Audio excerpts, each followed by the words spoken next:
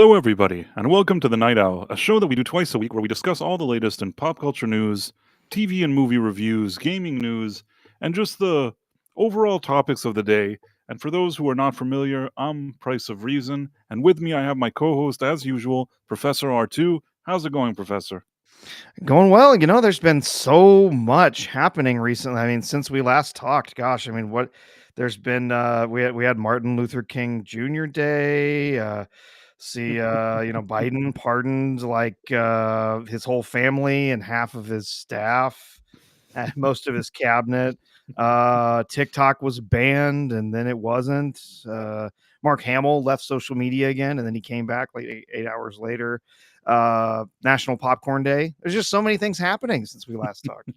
The National Popcorn Day, that's the important one. Yeah. Was there anything else? I don't, I think that's the main thing. Oh, okay.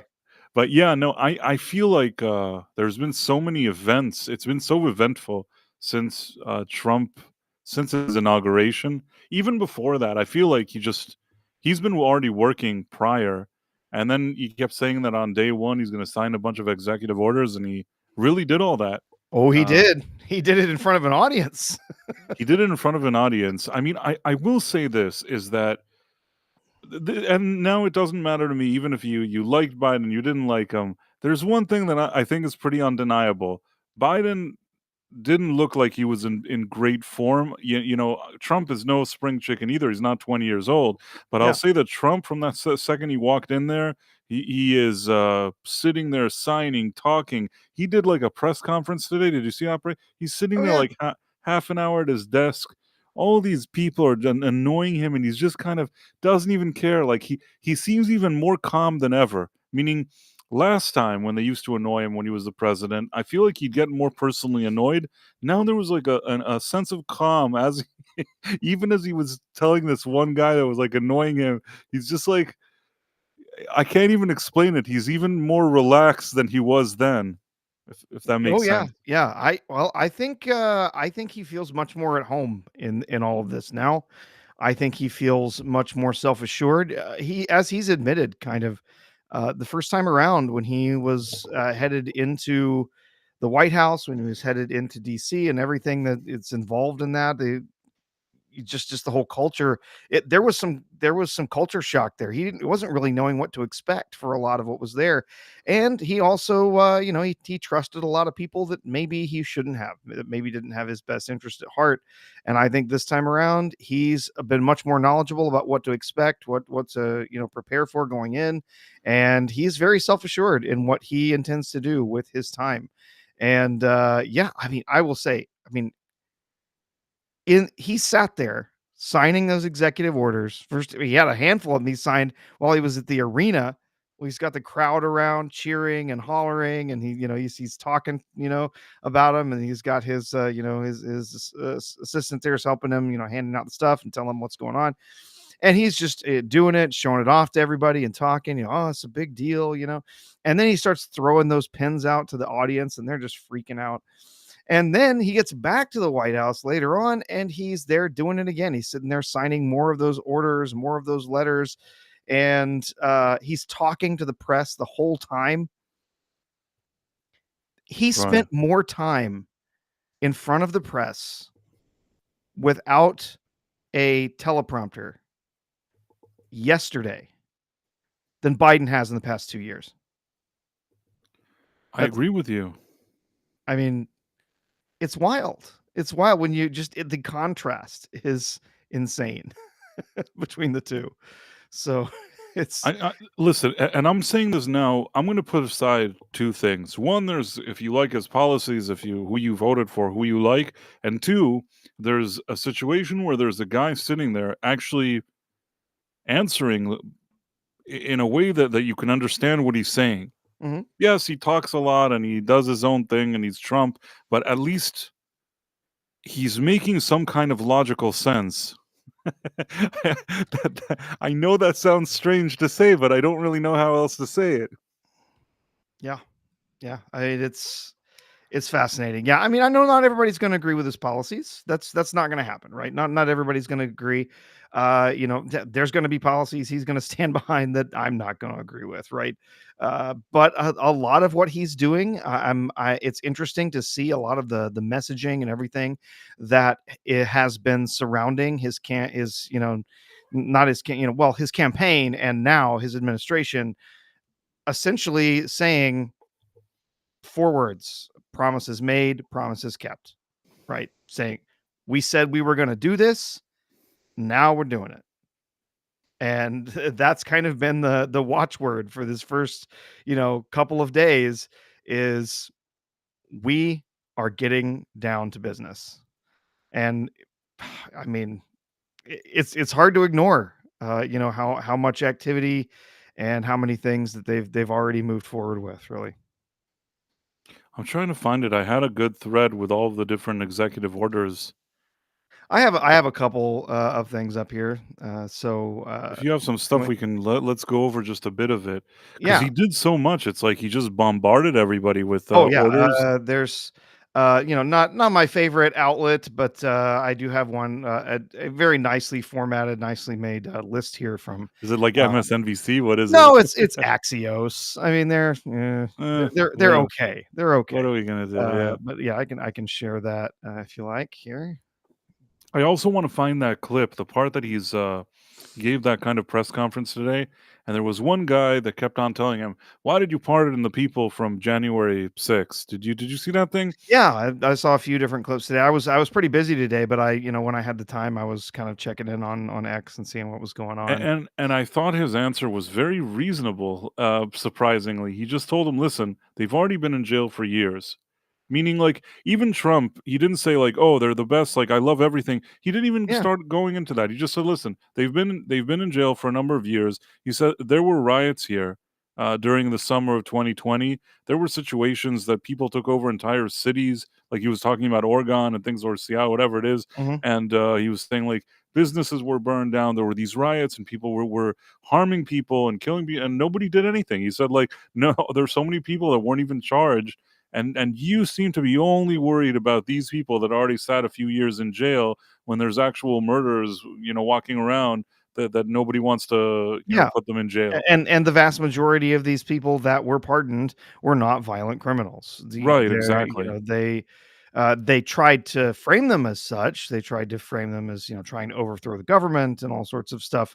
When we know from video, a lot of these people were being escorted around by Capitol Police, which, that's wild, right? And granted, no, they should not have been there. They did commit offenses. Right, Well, but I mean, they've also spent time behind bars. right, They've spent exactly, time they exactly. spent, and reportedly, depending on who you want to believe, a lot of them have been badly mistreated by the guards and everyone that they've, uh, you know, run into behind bars. Who knows if that's just standard operating procedure in those prisons, or if it was, them in particular that were being mistreated. But yeah, I mean, I agree. I think a lot of them were, in some way, prosecuted for political reasons, not necessarily prosecuted just on, the offenses, that they committed individually. And yeah, it's like they're not getting off scot free. These people have already spent time in jail. They've had their finances destroyed. Many of them have had their lives ruined. They don't have their jobs anymore. I think they've been punished. And I think that was his point in a lot of ways. Right, and I think that the double point of them already sitting years, and then in addition to that, that there were so many people in these same years doing things, including now, that nobody even wants to try them or do anything with them. There's also, I think he highlighted a certain hypocrisy, and I think that the guy that kept hounding him should have just accepted it, and he was just kept trying to annoy him over and over again. And surprisingly, I will tell you that I think that Trump this time handled him better than I've seen him in these situations in the past. As if like at this point he just I don't know, I can't really explain it to you in words. There's just something different. He seems, if that was possible, a bit more calm. Yeah, yeah. I Well, think and we're talking about a man who, had an attempt on his life, in yeah. this past year, and I think something like that really, really will change you when you start to really take stock of who you are and what you're doing and what your mission is. And we know, he did not shy away from that attempt on his life. He immediately stood up and began, cheering on the audience to fight, which is, uh, I don't understand that kind of. I mean, that's incredible, just incredible. Uh, to do that. So, and I think that that won him a lot of votes, a lot of people who may have been on the fence, who saw that kind of defiance in the face of an attempt on his life and found it inspiring. So, yeah, it's wild. Because maybe he's a complicated character or whatever you want to Oh, call he it, certainly is. but at least like he's that he's that stubborn that I guess it's hard not to appreciate that he's that stubborn. I mean, he's a character for sure. Uh, he has a also the inauguration, like he went like full on. I mean, like he could have been more diplomatic, I suppose, but he just figured like f it. He just said everything in the world that he could just stick into Oh yeah, that oh yeah. inauguration thing. He just put it in there. Yep. Like, we're getting to work. We're gonna do all these things, and we're gonna, we're gonna keep all these promises, and we're gonna, damn those who are gonna, try and stop us. Like we're moving forward with whatever. Yeah, it was interesting. Some of the early executive orders. I did share a screen there if you want to move to the Oh, okay. presentation mode, and we can talk about some of the executive orders. But I think the one that a lot of people were fascinated by was his insistence on changing it, the name of the Gulf of Mexico to the Gulf of America. Which, He's funny. like what does it matter? But also, like, it's kind of hilarious at the same time, that to do that. And apparently there was some sort of directive today that came out from the Coast Guard that was the first sort of federal document to list the actions taking place in the Gulf of America. So, uh, honestly, people might still call it the Gulf of Mexico. I don't care. It is what it is. There was also Mount McKinley. Well, what did he want? Yes, yeah, it was Denali, I guess, was the, like, native name or whatever for it, and there were some people that insisted it be called Denali, Mount Denali, whatever, but then a lot of people had always still called it Mount McKinley anyway, and so it's just, it's interesting. I don't know what that mountain self-identifies as, but we'll give it that. So, yeah, a lot of his early executive orders had to do with the border. So, uh, having to deal with deportations and so on. Some of there's word that potentially some of that action has already started, but we do know that he one of the first things he did was sign an order declaring an emergency at the U.S. Mexico border. Essentially, that meant that he would be able to deploy troops to the border to help to secure that area. It will help to allow funding to be set aside for completing sections of the border wall that had not been completed before. And there's a variety of other things there. What did you think about that, Price? About the Mexico thing? Yeah, yeah. I mean, first of all, one can't deny that there's just people have just been coming in and out of that border, Hmm. and it's been very poorly managed. The fact I don't know that he can just fix everything in a day, but the fact that he already immediately says there's emergency situation there, at least it shows what his intentions are. And I think that there were cases that were people that were waiting on the Mexico side that they were waiting for something. I don't know. They wanted to seek asylum or they wanted to have interviews or something like. I think he Yes. canceled everything. He's just Yeah, like, no, "We'll no, see they you shut later." down everything. So, what that was is specifically, I think you're probably talking about. There was kind of a viral video of a woman who was waiting in Juarez, waiting to have an appointment later in the day yesterday for for entry into America. That she had gotten that appointment through what's called the CBP-1 app. So that was a border patrol app that was originally designed. Its purpose was to help schedule border crossings for shipments. So if you were you had a shipment of something that was going to be driven by truck. It was going to be coming through the border and needed to go through inspection. And so you could go in that app and you could say, hey, I'm going to be arriving at the border on this day. I need an appointment so that I can have my goods inspected, for customs, and be able to enter as quickly as possible. That was the purpose of that app. They took that and they repurposed it. The Biden administration took it, repurposed it, and turned it into a way that people seeking asylum could schedule admissions into the United States, and then they would be allowed in for under their various different admissions policies that they had. And so one of the first things that he did as part of this was just shutting that app down. It's gone. And that meant that all of the appointments that were scheduled after that time were gone. And genuinely, if you're talking about, I understand that there are people that would be seeking asylum in the United States. We should be taking in people who are seeking asylum. The problem is that a lot of these people are not actually seeking political asylum. They are not leaving a country because they are under threat, political, assassination, or as a minority group that's being attacked, or anything by the governments of their countries, or whatever. They're not seeking that type of asylum. They're seeking economic asylum. They're saying, we want to come into your country because we can't make money where we live, right? And so you have this huge number of people that are moving. According to international laws, if someone is seeking that kind of asylum, they're technically supposed to be seeking that at the first country that they enter into outside of their own country. So all of these people who have just been swarming their ways through Mexico up to our border, technically they have no actual claim for asylum if they're seeking that under some sort of economic reasons, Right. right? And so that is what that has primarily been used for. It's been allowed hundreds and hundreds of thousands, even potentially millions of people through the border through that app.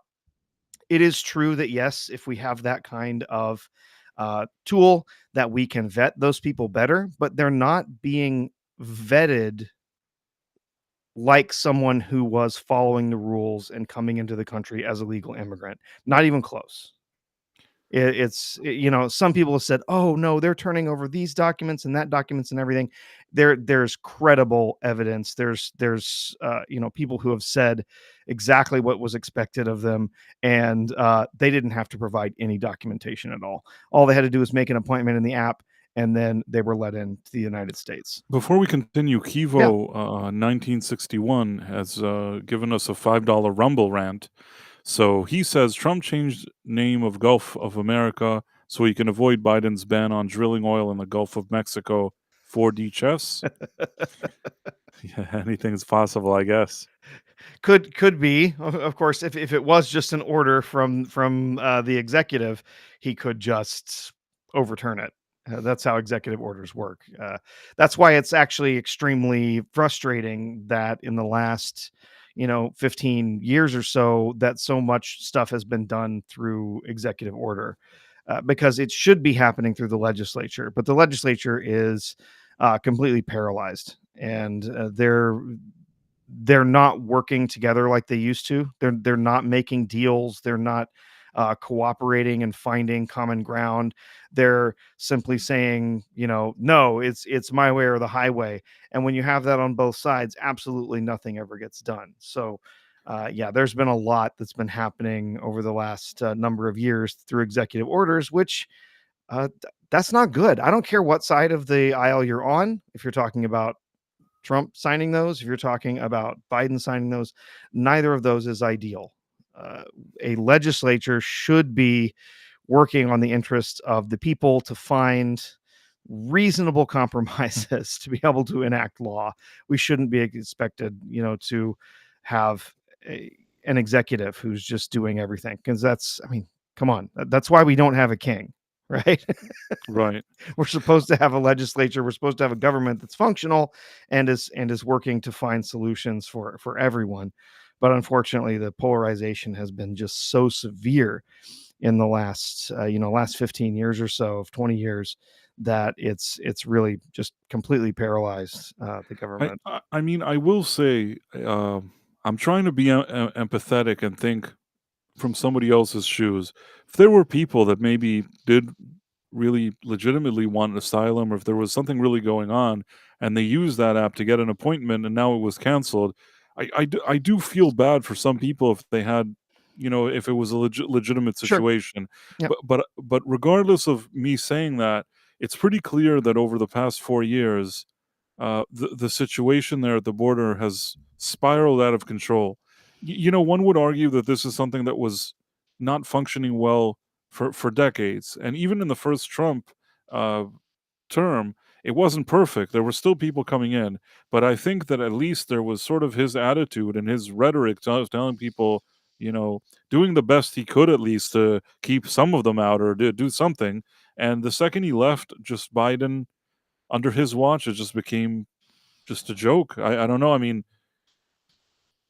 it just if you watch those kind of videos, people were just coming in there with Oh, no yeah, problem. just pouring in. I mean, if you remember back to the beginning of his administration, you had these camps of tens of thousands of people just setting up on the border, just waiting to walk over, and all sorts of wild stuff happening. And we're talking about tens of millions of people at this point over the past 4 years that have just poured over the border. Some of them have been let in under various programs, throughout the Biden administration, and others just walked over, just came in, totally without any kind of, any kind of legitimacy whatsoever to their being here. So, yeah, there's a number of other things that happened along with that national emergency declaration.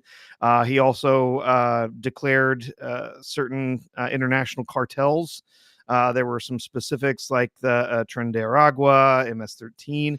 MS-13, yeah. Those are now designated as foreign terrorist organizations, meaning there's a variety of uh, new tools, including the military, that could be brought to bear against those gangs. I mean, You'll remember. Yeah, go ahead. I'm saying it's fair enough if you remember that they were taking over buildings. Do Yeah, you remember that crazy thing where yeah. they were As I was taking going to over a say, building? Tren de Aragua was the gang that was taking over buildings in Colorado.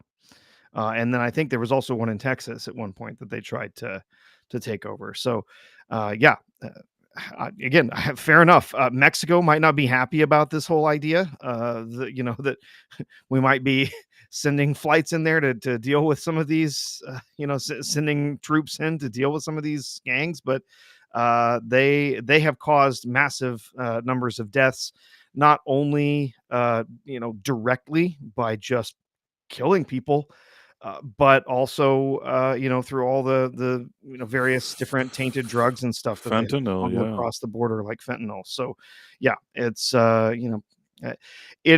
move that has been popular again by some people, popularized by some people on the right, as a way to help try to deal more with these different cartels, these gangs directly. So I guess we'll have to wait and see exactly what happens with that. But it does mean that there'll be a lot more resources available to try and deal directly with those gangs, uh, even if it requires traveling internationally to do so. Um, so the refugee admissions program that was shut down. That was part of that CBP One app and some of the different things that allowed that. There was a number of Afghans that were cleared to resettle in the United States, that their flights were canceled. Supposedly, those are some things that have just been delayed while they are under review by the administration. Doesn't necessarily mean they are not going to be allowed to come here. It's just a matter of, hey, that was approved by a previous administration. We need to look over it and approve it ourselves now. So that was reported by Reuters. It shows that here. We'll have to see exactly what happens with that going forward. And then all of the various different orders that they had set up so that people could quote unquote catch and release kind of stuff where they could just bring people in. That's been ended. Of course, you can see they uh, Remain in Mexico policy, yeah. reinstated the Remain in Mexico policy. So that was really kind of the last little thing that they did, kind of saying, you know what, nope, we're going back to the way things were before Biden came. If you want to come in, you're going to stay in Mexico until we say that yes, you have been approved to come in under some kind of asylum order or something like that. The issue of birthright citizenship. Did you read about any of this, or did you see anything about this? Yeah, I think this is a situation where in the past, if let's say two people that weren't citizens had a child that was born here, that person would get citizenship. But I Yeah. guess now he's saying that that's no longer the case. So that phenomenon, or was often referred to sometimes, in a nasty tone, as being anchor babies. Right. So Right, if a yeah. family was able to sneak over here, have a baby, then that baby being born inside the borders of the United States would then be a legal citizen. And then it becomes very difficult for Customs and Border Patrol. It becomes very difficult for other, agencies in the United States to then deport parents of a child and leave the child without their parents. Right. And so there's been a lot of issues with that, and so it actually comes down to the language for birthright citizenship that is in the amendment in the Constitution. Let's see if I can. It's not included in this article I here. feel like can some of these things people are going to challenge. I feel like I don't know that This he one can is just most definitely going to be challenged. In fact, I yeah. think it already has been. There's going to be some uh, groups that have already challenged this. So this was the 14th Amendment. It says, all persons born or naturalized in the United States and subject to the jurisdiction of are citizens of the United States and the state wherein they reside. So this was the original amendment, and so what the actual language of this executive order says is essentially it's changing the definition where it says that they are a subject to the jurisdiction of the United States. And so what it's trying to do is basically say if you're going to be subject to jurisdiction, that means you have to have been a legal resident of that state, right? Of the United States.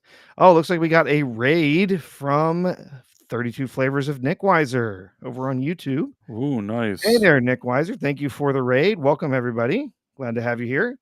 Nick is a good friend of mine and Yeah, always he has Toxic Tuesdays where he watches movies and discusses them. I yeah, see that 70s rock fan. How's it going, man? Also yeah, a friend of mine.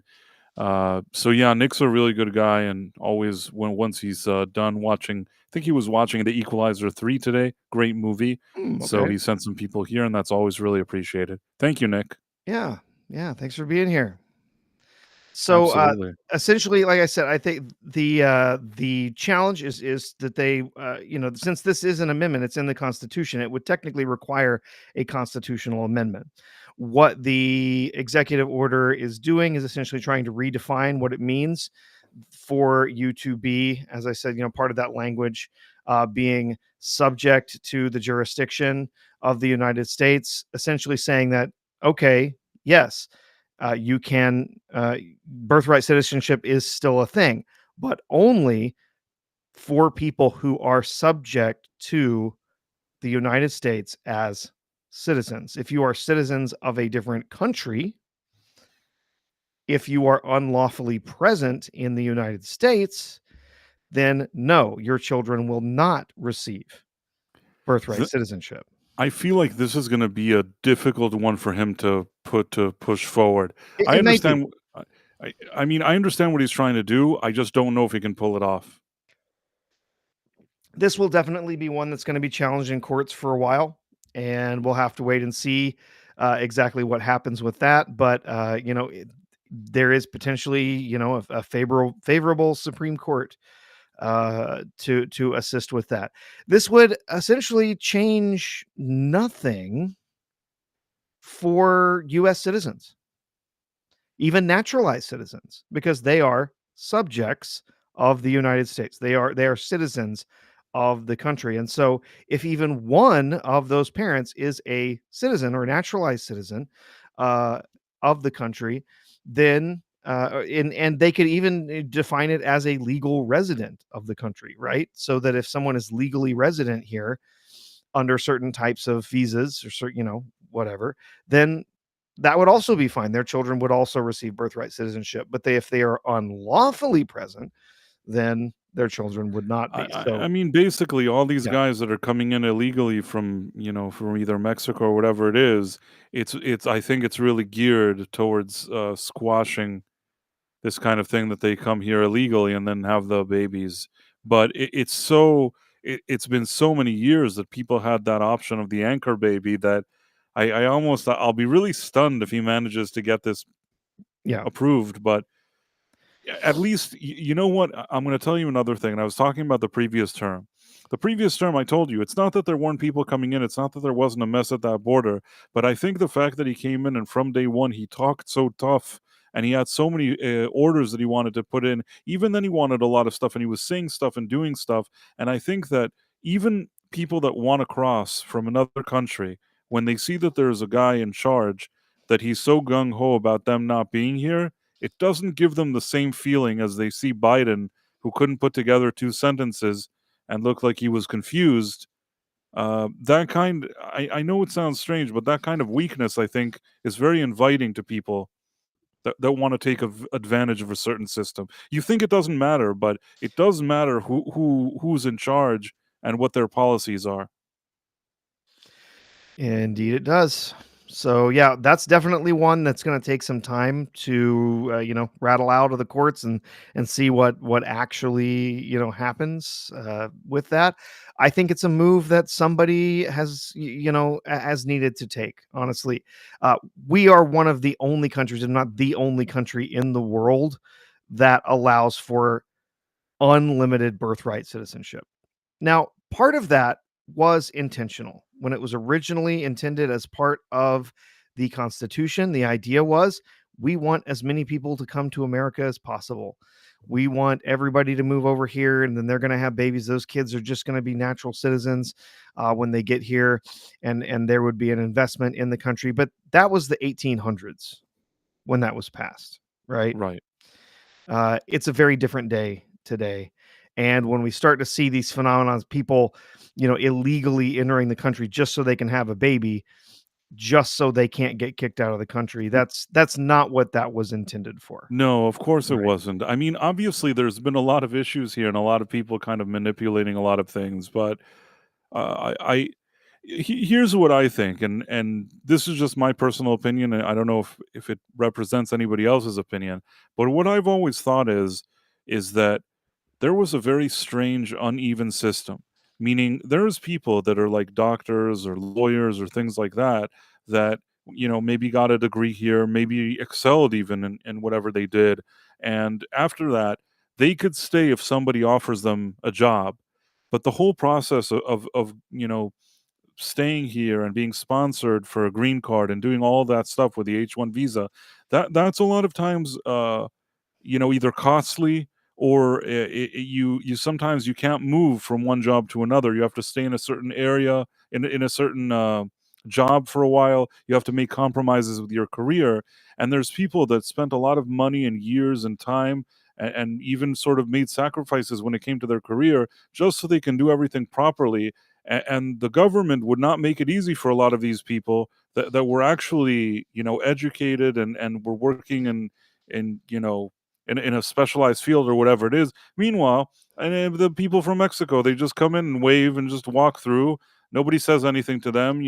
They do the whatever with the babies and whatever it is, and it's kind of wild. I think I've always thought that there should be a system that is like a unified system or unified. I don't know how to explain it, but Hmm. there should be a clear policy of how to do this, and that should be the way to do it. Maybe Yeah. the ones that are really I guess maybe middle road, like a middle ground of sorts, meaning Yep. not the most hard and difficult thing in the world, but also not the most easy. And it helps if there's a reason why you're here, if you know what I'm trying to say.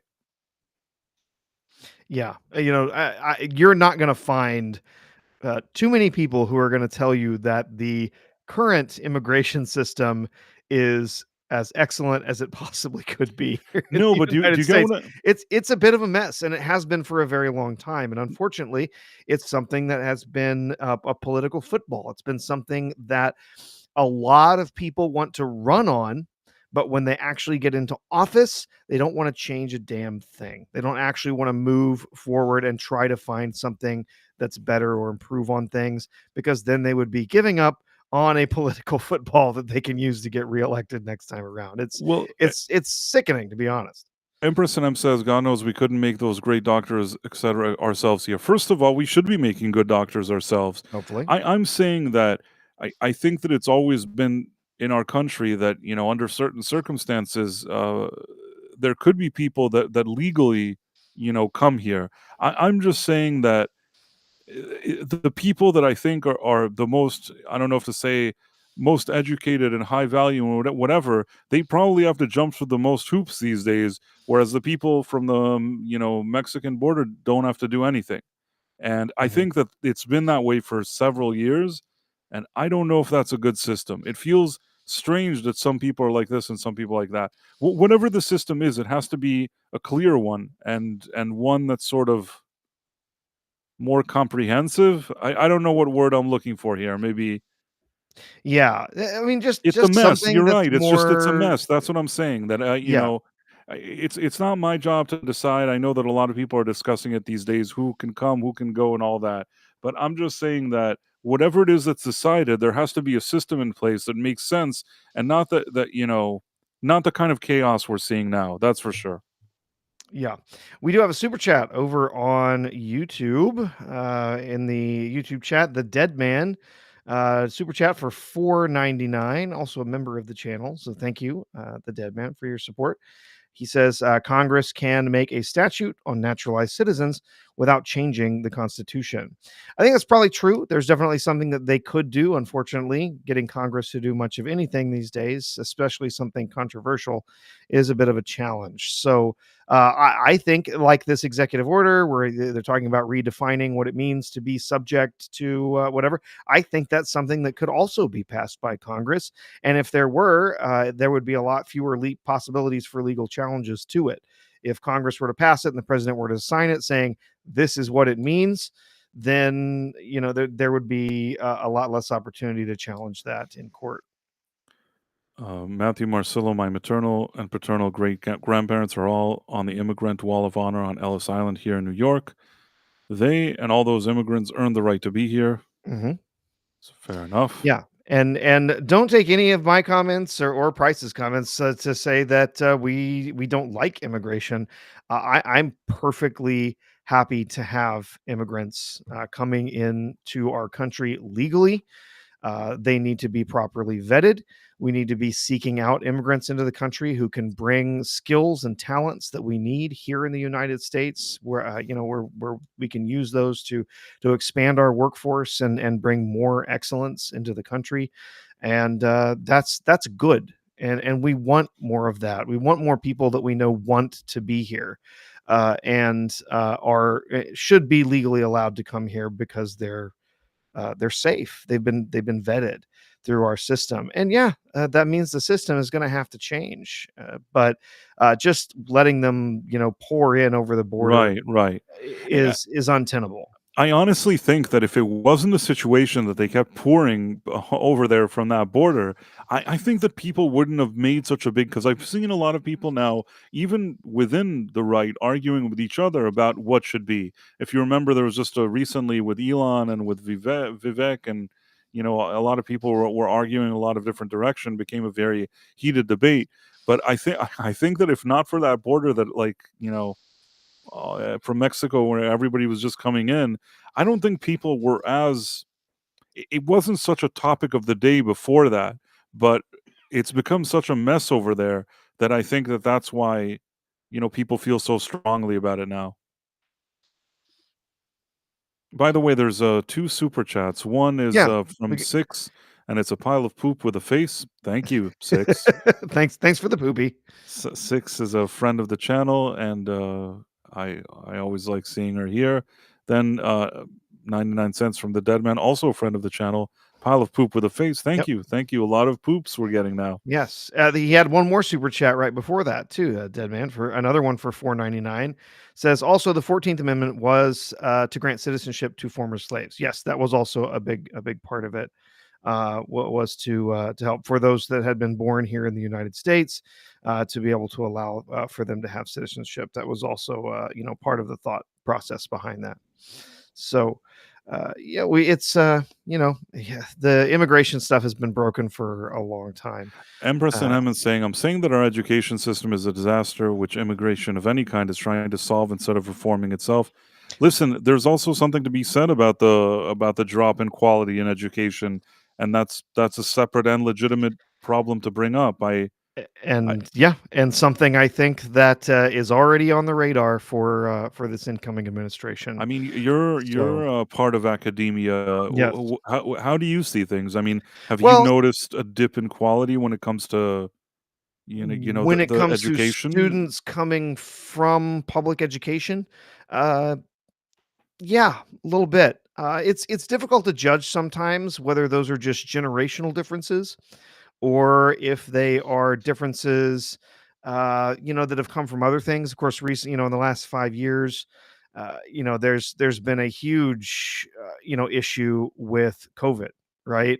And with students who had varying different experiences while they were in schools, depending on how well that school handled the emergency at the time. Some of them were all shifted online, and others weren't, and some schools handled things well, some things some students did not, and some schools did not. So it's hard to necessarily judge that.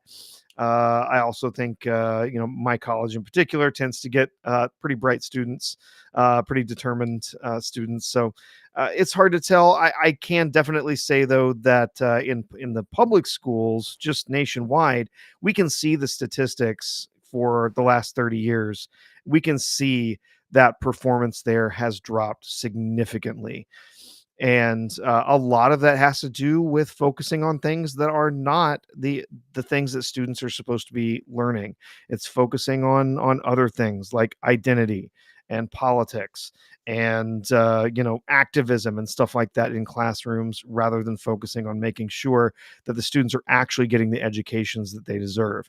And there's a lot of other challenges too. I'm not going to say I have all the answers, but I definitely think that looking at education nationwide is something that needs to be done. There's a lot. I will say this much. I know there is a lot of waste in our education system in the United States. There is so much money. They complain about how much teachers get paid.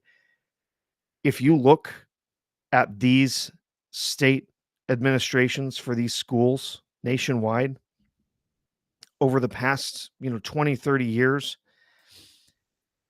where teachers and support staff, the people who are actually involved with the students day to day, may have seen 30 to 40% increase in their salaries over 20 years. The administration has seen 500% increases in expenditures and how much money that they're getting. There's more administrators, they're being paid more. It's criminal, and it's a massive amount of waste. And if there's a way, if you could fix that, get rid of all of that extra administration, get rid of all of those massive paychecks for those administrators, lean, focused education systems, we could pay our teachers more. We could pay their support, staff, those people who are actually there helping the students learn day to day. You could pay them so much better, and you would have so much more results for those students if you got rid of all of that administration. And a lot of that administration, it's there to make sure that you're following rules and things like I said, like DEI, politics, stuff like that. So there's definitely a place to ways to to fix that kind of stuff, right? Yeah. And I think we are definitely going to be seeing that. I think that that's something that's on the radar for one of the other executive orders, which was the creation of the Department of Government Efficiency, right? I think education is a big part of what they're going to be thinking about Doge? there. You think that Doge Yeah, is gonna? I think education is going to be a big focus for them. Since the Department of Education was created by Jimmy Carter way back in 1979, we have moved from the top 10 of our education system nationwide. When you compare that to the world, we moved from the top 10 down into the bottom. Well, not the bottom, but down into like the 40th, 50th place, like worldwide. Oh, It's embarrassing. It is absolutely pathetic what has happened to our education system, our public education system I here mean, I over the guess I past 40 years. I know he passed away, and I don't want to speak ill of people that are not here, but I will say that I think a lot of people over the years forgot that, at least in my opinion, he wasn't necessarily the greatest president. I will say this: Jimmy Carter was a good man. He had a big heart. He loved people, and he showed his love for people. He lived out his his belief in caring for other people in all the different projects that he took on during his life, especially working and publicizing things for Habitat for Humanity and so on. He was a terrible politician, and we are lucky that he only had the one uh, the But the thing one is, and term as a president. I So forgot his name, but I saw somebody saying this, that you know he wasn't a good politician, but after he wasn't president anymore, I feel like for many years he would always kind of meddle in things, interfere he in did. things, and I don't always know that whatever he was interfering in was any good. I mean, Yeah. you could say, well, he was a nice man, his intentions were good, but yeah, I don't know. I mean, Yeah. I'll accept it. Everybody said it. Everybody from every side of the political spectrum said he was a good man and he Yeah. meant well, Mhm. and I guess that's fine. Yeah. Well, as they say, the road to hell, right? Road to hell is paved with good intentions. So, I think uh, he should have stayed. He used to plant peanuts or something. yeah, farmer. Yeah. That was his forte. He should have just continued to play around with those peanuts. I think he had a brother that he what was it with his brother? He drank a lot, or am I saying Oh, something bad now? yeah. It's what was it? Was it Billy Carter? Was that his name? I don't remember. I think Billy. Yeah. Um, let's see. Oh, Price has got a little bridge set there too. I'm trying to Uh, see. so what are some other things? Let's see. There were some executive orders that had to do with energy, specifically wanting to help open up more areas for energy production, drilling, and deregulating drilling in various areas. Whether that was necessarily needed or not, I think some of it was just to undo some of the stuff that had been done by the Biden administration, locking off of certain areas, and some of the massive amount of regulation that had been put on leases in certain areas and in public grounds. So um, that might also have been part of why they were doing that. Some other big highlights we had, of course, the withdrawal from the Paris Climate Accords. Personally, I support that one. The Paris Climate Accords, as much as you might want to say, yes, climate change is something that needs to be addressed, the goals that were set for countries like the United States would have been crippling to our economy. It would have destroyed our energy infrastructure, and nobody was going to pay those prices worse than the poor and people who are struggling. Energy affects everybody, but if if filling up your tank for your car costs $30, and then tomorrow, or next year, filling that tank up costs $300, the wealthy don't give a damn. They can still fill up their cars even if it costs $300. For sure. The poor, that's going to destroy their lives. That's going to ruin any opportunity they have to get ahead. That's going to ruin their abilities to be able to afford just getting to work every day. So, energy is vitally important, and the climate treaties. That part of the thing is that these climate treaties. Yeah, we're gonna. Oh, sure, we'll follow these. We'll sign on to all of these things, and then a whole bunch of the other countries, especially China, they're just not going to do it. They're gonna get ahead in any way they can. They're not gonna lower their emissions. India's not gonna lower their emissions. We're doing what we can to lower emissions here, and we continue to implement new technologies. Hopefully, we're gonna continue to expand things like nuclear power that are gonna help us to modernize our grid, expand our the you know, expand the electricity that we have available, while also removing as much of the heavy polluting things like old style coal power plants, but we can't actually the solutions and things that have been pitched so far would just cripple the economy and our energy infrastructure. So We have yeah, this comment from Contra Mortem. It doesn't matter who is president as long as all jobs don't pay for basic and housing forever. Nothing is going to change. Homelessness will continue to get worse and people will continue to get priced out. Oh, it's hard to say. It's hard to say. it's definitely a challenge. I'm not gonna lie. It's something that's very difficult for a lot of people. I know a lot of people that are struggling to be able to make it from paycheck to paycheck, and the massive amount of inflation that was driven by government spending during the Biden administration and over the past 3 years or so is chiefly to blame for the just the increase in how difficult it is to actually live your lives on the wages that you can earn at a job. So yeah, there's definitely some adjustment that needs to happen there. Hopefully there's also going to be some adjustment where we can try and get some of that inflation down over time. Yes, it does take time, but wages can rise.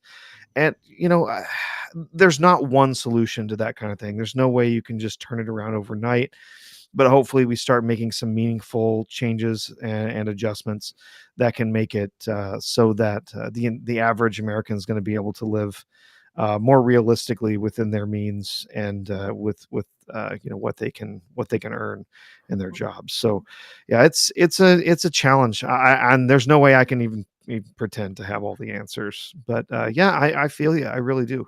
Well, Istofobo says climate change is real. The solutions are not. It's a grift. Now, the thing is that there's a few problems, and I think a lot of people are aware of it. Is that first of all, whatever the U.S. does, there are places like China, and there's places all over the world that don't care about any of that climate change stuff. So, you know, I guess what I'm saying is even if we tried a little of this and a little of that, sometimes it doesn't even matter.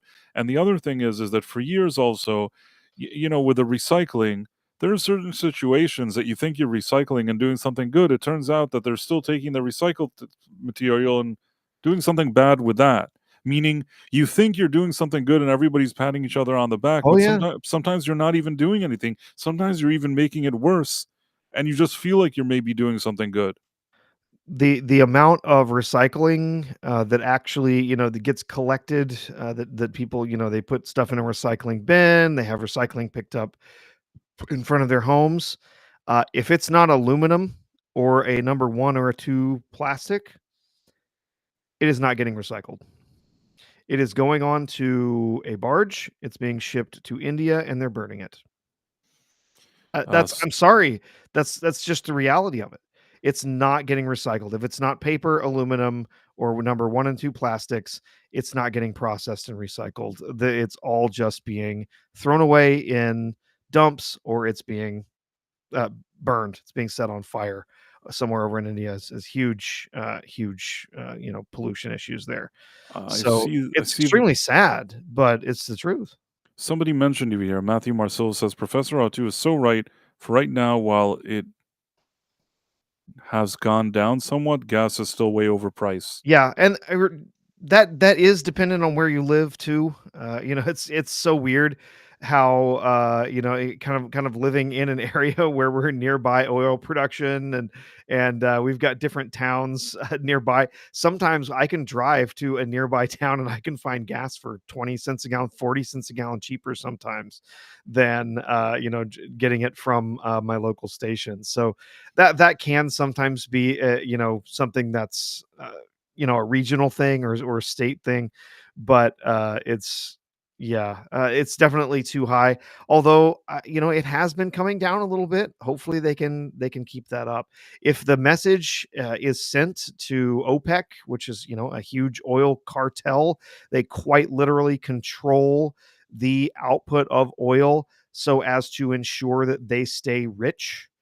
Uh, if we are increasing our output here, even threatening to increase our output here, it's going to threaten their cartel, and it's going to eventually lead to them having to sell their oil at lower prices. They have a position where if we are not creating oil here, we're not, drilling for oil here, they can simply just decide what they want us to pay for it. And we have no other options.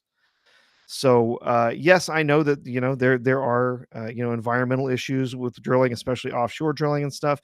But if you're encouraging those groups to be safe in the way that they're doing it, if you're making sure that they're facing real sanctions when there are problems, it can be done safely. It can be done, in a lot of places that we're not doing it yet. And if we can raise our output here, that is going to mean cheaper prices for everybody. So, Ron Donofrio says, because we had mentioned the homeless before, many of the homeless don't need a handout. Many of them have mental illness issues that aren't properly dealt with. That's how we should be helping many of them. Ron Donofrio is a friend of the channel, also, by the way. yeah. Uh, what do you think about that, Professor? I think there's definitely some reality there, uh, as far as saying that yes, that we do have a major mental health crisis in the United States, and a lot of homelessness is due to that. Yes, there is some economic element to it, but unfortunately, a lot of the homeless issue, this has continued to grow over a number of decades since involuntary uh, holding of people for mental issues, involuntary commitment has been something that's been frowned upon by the society, and there's been a variety of reasons for that. But essentially, was when they shut down a lot of those institutions because honestly, there was a lot of abuse going on in some of those institutions and stuff. That's absolutely true. But since those types of institutions have been shut down, and a lot of now these people who are dealing with severe mental illness, they are not getting the treatment that they need, because the truth is that a lot of those people who are dealing with this really severe mental illness, people who are uh, dealing with schizophrenia and stuff, they do not have the wherewithal, they do not have the presence of mind to actually maintain their own mental health. They need to have 24/7 observation and care, because they cannot be trusted, they cannot be expected to stay on their medications, even if they're given to them for free. They Yeah. cannot be expected to stay on them because they can't remember to take their pills. They can't remember to maintain their treatments. And the truth is that also mental illness, especially in that level, with people with have bipolar, people who have various other severe mental illness issues, that their mental illness will essentially tell them that they're fine, there's nothing wrong with them. And so they will go off of their treatments because they think that that's because, oh, I feel okay, right? That's what happened to the guy in the subway in New York, actually, if I'm not Yes. mistaken. I think Yeah. that they tried to give him medication and stuff, and he didn't take it. Yeah. Yeah. But on a more positive note, the Paris Climate Treaty. So I guess Trump Yeah, so we backed out of the Paris Climate Treaty. You know, we've withdrawn from the agreement. That process will take a little bit. There's some stuff we have to sign and things we have to say, but essentially, yeah, we are going to be out of those climate accords, meaning that we are not going to be held to whatever the standards were that they were setting for the country. You know, for all sorts of emissions things and all sorts of adoption of energy. Different types of energy and stuff. Hopefully we're going to start we're going to start implementing more realistic ways that we can create energy in our economy that are going to be both sustainable and meet our actual energy needs. Do you I got think news other for you. people do Yeah, you go ahead. think other people are gonna pull out of the treaty as well? Like, I'm thinking to myself, some people are gonna look at Trump and be like, "You know what? I'm gonna pull out of this treaty too." Do you think that'll happen? No telling. It's entirely possible. I think a lot of the signatories to this never intended to meet those goals in the first place. So who knows? But I think that if the United States is leading the way, Istafobos says nuclear. Yes, that's exactly what I was talking about. That is the only way that we are going to be able to meet the energy needs of the next century is going to be with nuclear power. Now, hopefully, eventually, maybe we get fusion. We get ways of getting a lot more energy than we have before. But if you actually do some research and look at nuclear energy today versus what it was back in the 1960s and 70s, 80s, even, it is far safer. It is far more productive. And you even have ways of generating energy using nuclear that are potentially going to produce much less nuclear waste. There's a number of different types of reactors that actually use the waste as energy for the reaction. So it's really interesting. There's we need to spend more money on it. Oh, maybe there's going to be some directives from this administration to help move forward some research into some next generation reactors to really kind of solidify things. Istafobos mentions thorium reactors. Exactly, that's one of the newer technologies that's not quite there, but with an infusion of money and some research and time, that's definitely something. Thorium reactors could be a reality, generating a lot of power, very little waste, and they're extremely safe. They're essentially fail safe. If something goes wrong, they just shut down. Right. But You do not get fallout. You do not get some sort of wild thing where it explodes and does something wild after a failure. by the way, speaking of nuclear, if you're watching this stream through a Rumble app, you can actually sign up for Rumble. Now, there's a free tier and there's a paid tier, but if you're enjoying it, if you're just watching it on an app, I know a lot of people they even have it installed like on a Fire Stick or something like that, and then they just go into Rumble and they check out, the things that are now live there and they're watching it, and that's great. But just so you know that it's even greater to actually sign up for Rumble, and if you decide to sign up for it, you should also go in and if you can, you should follow our channel.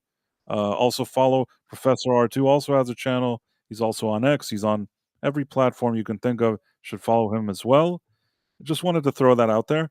And wherever you're watching us, even if it's not Rumble, because we're simultaneously we're multicasting. I mean, Rumble is our home base for this show. This is a Rumble-driven show, but you may be watching it on another platform, and wherever you're at, you should definitely follow and subscribe and like and I don't know what, whatever you can, because we always like to welcome new people, and we really enjoy having you all here. So just putting that out there. But now Yes. continue. You were saying all this good stuff that all the Yes. nuclear stuff. Yeah. So before we do that, the Big Ship over on YouTube, big supporter of the channel and member, has gifted 20 Price of Reason live memberships. Wow, That's fantastic, Big very Ship. kind of you. Very kind of you. Yeah. It's kind of him, and also the dead man has given a few super chats here today, and I want to thank him as well. Yes. Yeah. Kivo also. Kivo is also and six. You know. We notice these things, and it Yeah, really it's and so we appreciate it, appreciated. You yes. know, we love doing this show, and people coming here and supporting us. It means a lot to us. So thank you. Yeah, yeah. So, yeah, I think I was pretty much done with the nuclear stuff, but yeah, there's a lot of potential for nuclear, not only, in generating a lot of energy to help meet all of the needs that we have in the US today, as well as other parts of the world, but, there's a lot of newer, nuclear technologies, not only those that have been developed in the last, 15 or 20 years, but some that are just on the horizon that have, the potential to be extremely beneficial, not only in how much energy they can generate, but how safe they are compared to the older reactors. When we see disasters like Fukushima that happened in Japan, those were old reactors. That's old technology.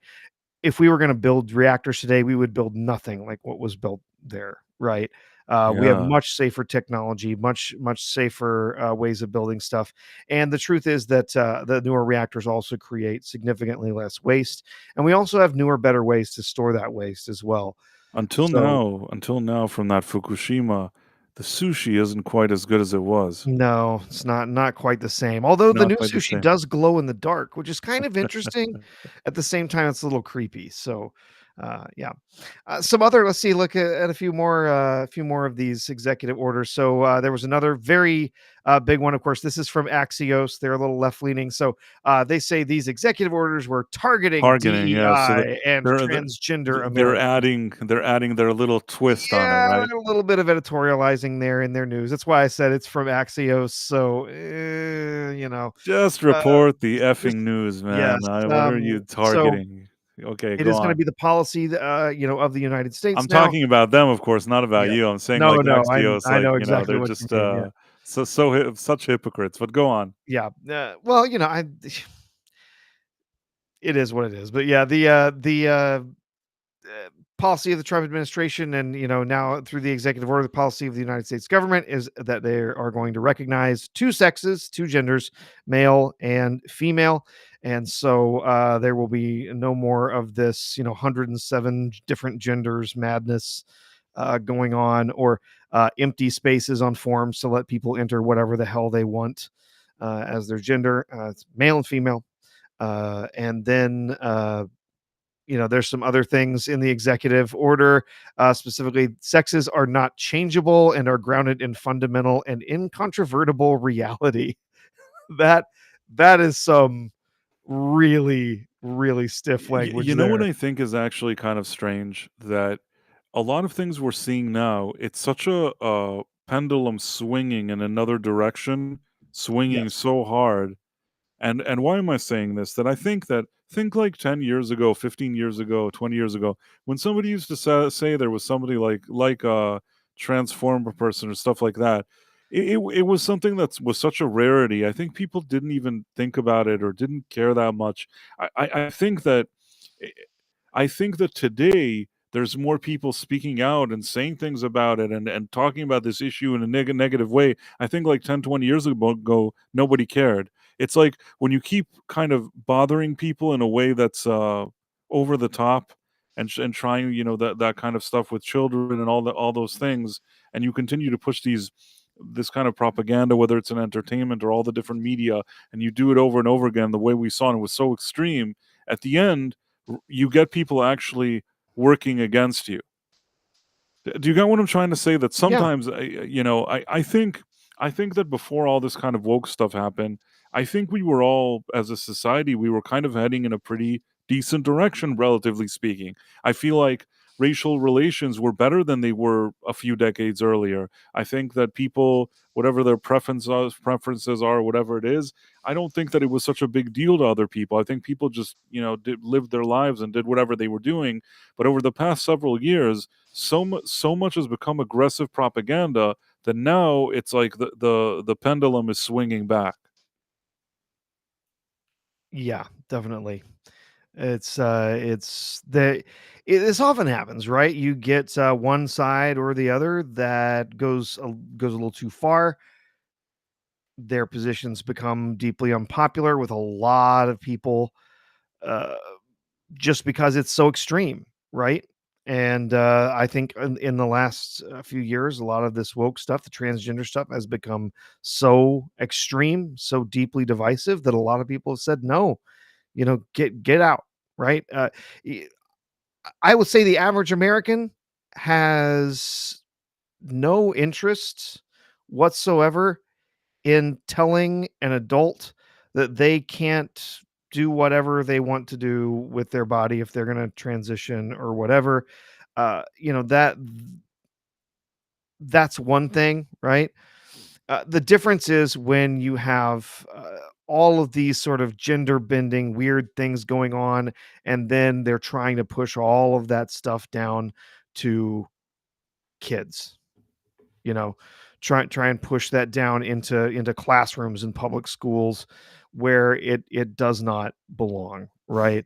And I think there's been a lot of people that have said, if if if saying leave the kids alone is too Yeah, there were far people that for you. they wanted to cancel people that said Yeah, that, and it's like, what why should you be bothering little kids yeah. about that kind of stuff? That's where they really it's like they became, for lack of a better word, a lot of these activists became very greedy. Instead of looking at the overall picture and saying, you know what, we keep winning here, there's so much progress and whatever it is, they started thinking to themselves, how can we just get everything? How can we just take this to the extreme? Well, And yeah. it's unfortunate because I think that once you do that kind of extreme thing, you're not going to get the progress you were hoping for, whatever it is that you were trying to lobby for, or progress, whatever it is, you're not going to get it that way. And I actually think we were organically doing more kind of uh I guess things were happening, the progress was happening organically. And I think that organic process is a lot better than forced progress. Justin Cook says I used to be an istophobe. He Wait, used I to used to used to not not be. I be. used to be not istophobe, sorry. Well, I guess a lot's Well, then everyone changed. just started calling you that, and so, uh, that you became, at least by some. But, so yes, there was the order on, the federal government recognizing only 2 genders. That's gonna mean, lots of different forms and things will have to be changed over time. What's Ron saying? Where did the power go out? Remind me where you located, Ron. Anyhow, his Oh, power powered out. out. Power He's using. wall kicked in. Oh, okay. Yeah. Oh, well, it's good that you have that. Yeah. It's good you're still with us. Where are you located? I forgot exactly where you are. Anyhow, so yeah, so this is really one of the most serious things he also said in the inauguration speech, that he's just like, there's only two genders, yeah, Yep. man and woman. And I thought to myself, he really went there in this speech, didn't he? Yep. What was that thing that there was like a priestess that was like lecturing them today? Oh, goodness, yeah, so What was that? there was an inaugural, it's a prayer service thing, there's like a multi-faith, they were different, different faiths and prayers and stuff going on. So the priest, it was a female bishop, actually, for the Episcopal Church, if I'm not mistaken, who, yeah, was, oh, you said that God saved your life. And when the assassination attempt was on you, and that he guided you back to the White House. If that's the case, then you need to show God's mercy to all these people you're terrifying, and all these trans kids that you're who think you're going to kill them, and all the you need to show mercy to all these. And it was just this just unhinged lecture, just trying to browbeat the president. And it was rather funny. Afterwards, did you see his reaction? Yeah, he just kind of made a face. Well, afterwards, the people asked him about it, and he said, it wasn't very exciting, and I think they could do better." So Wait, here. I got this. are Let you me gonna see if I show can it? share. Yeah. But I also thought, like, if you look like at him at Vance and their wives just sitting there and Oh, everybody just yeah. kind of There rolling there's their there's eyes. some great little glances from from Vance. Right. They were just kind of looking at them funny. I don't know why.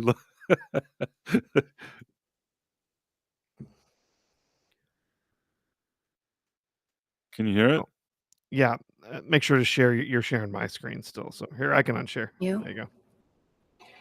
And as you told the nation yesterday, you have felt the providential hand of a loving God.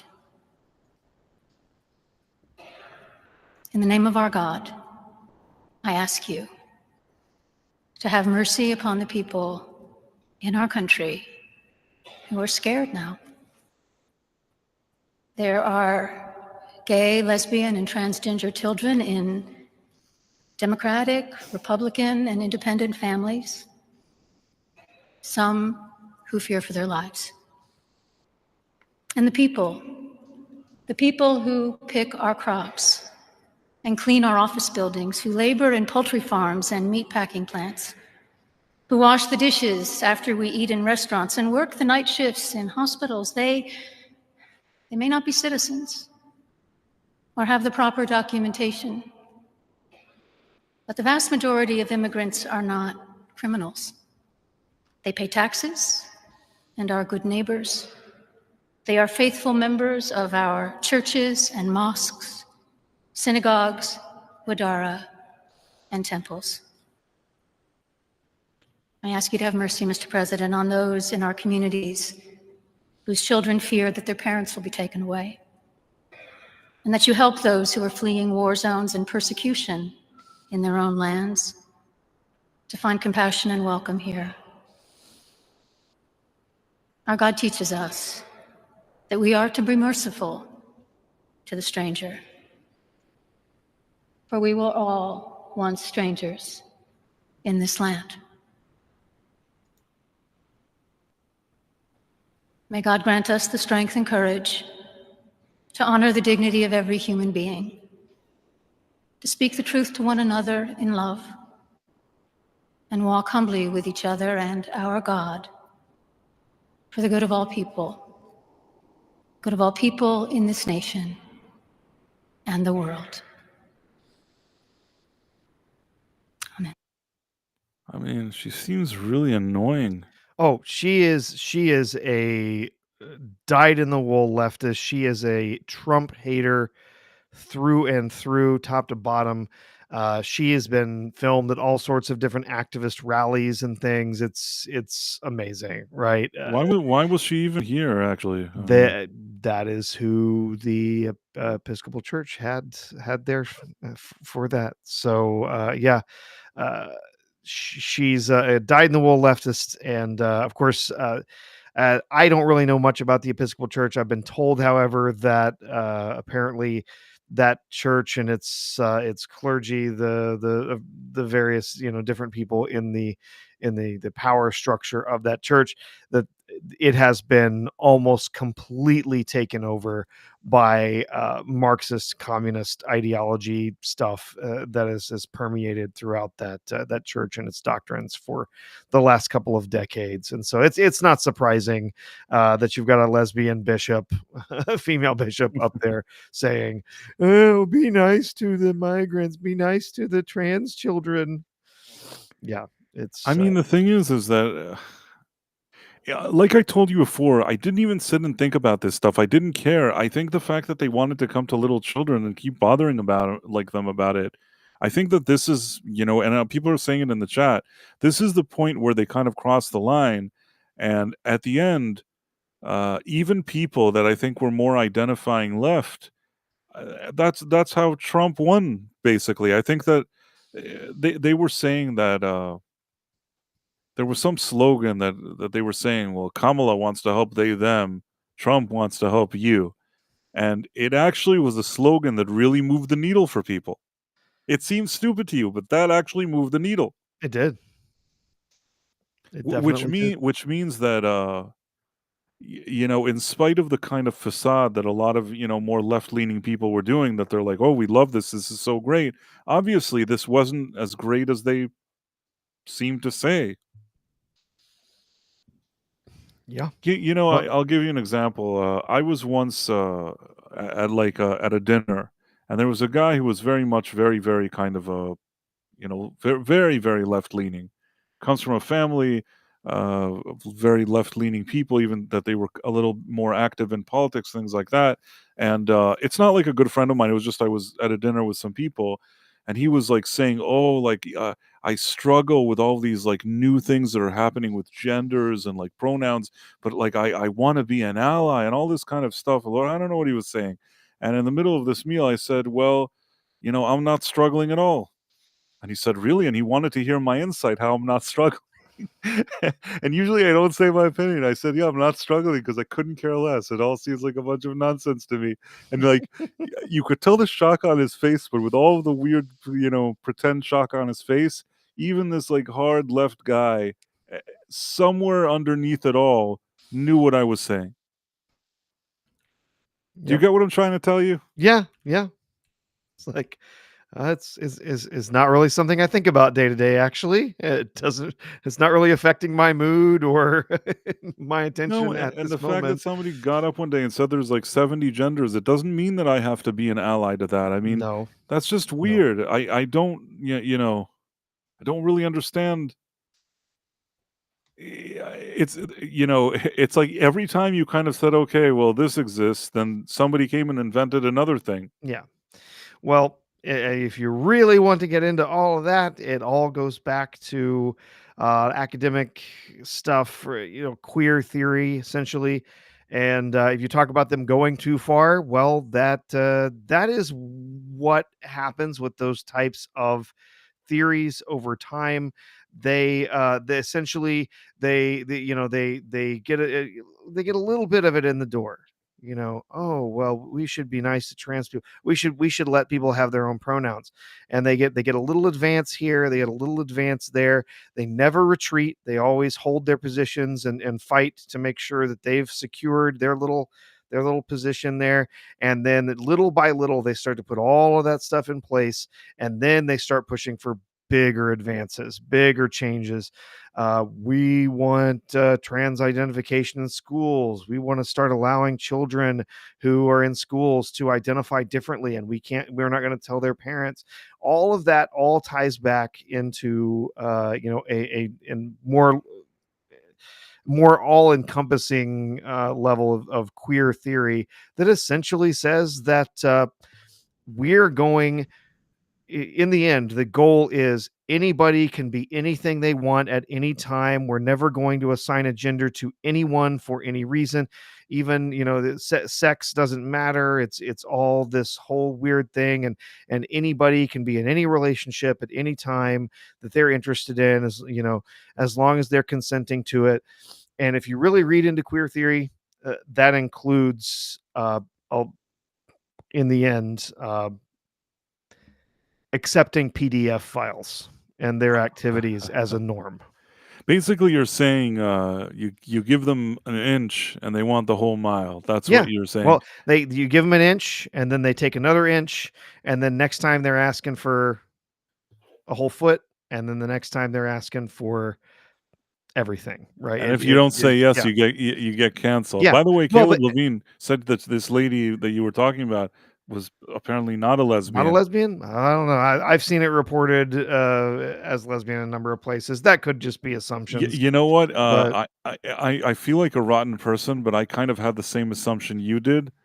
Now, maybe that's not nice of me. It was, sometimes you have an instinct and you just think something, and maybe your instincts are wrong. But I will say that it's not completely out of left field if that's what you thought about her, Professor, because deep down, I thought the same thing, and I didn't say it because I wasn't sure. yeah, I mean, I'll give Caleb Levine the benefit of the doubt if he yeah, heard something else, but she certainly, uh, I don't know how to say this, Professor. yeah. She has a bit of a vibe that would Yeah, suggest there's a vibe. There's a there's a vibe. certain vibe. There's a certain Yeah, vibe, but yeah. again, we don't know for sure.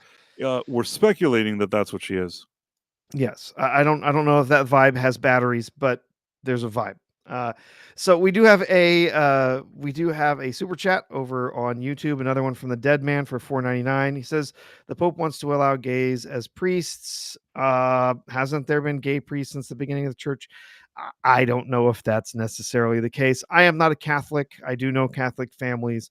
I do know there's been controversies in the Catholic Church over that type of thing for time immemorial, but I can't really speak to to that in particular. not being a Catholic, so Were there any other interesting executive orders, or we went over the main one? we've got a few more. I can just sort of rattle off a few of those. We had Sure. the orders that were affecting federal workers.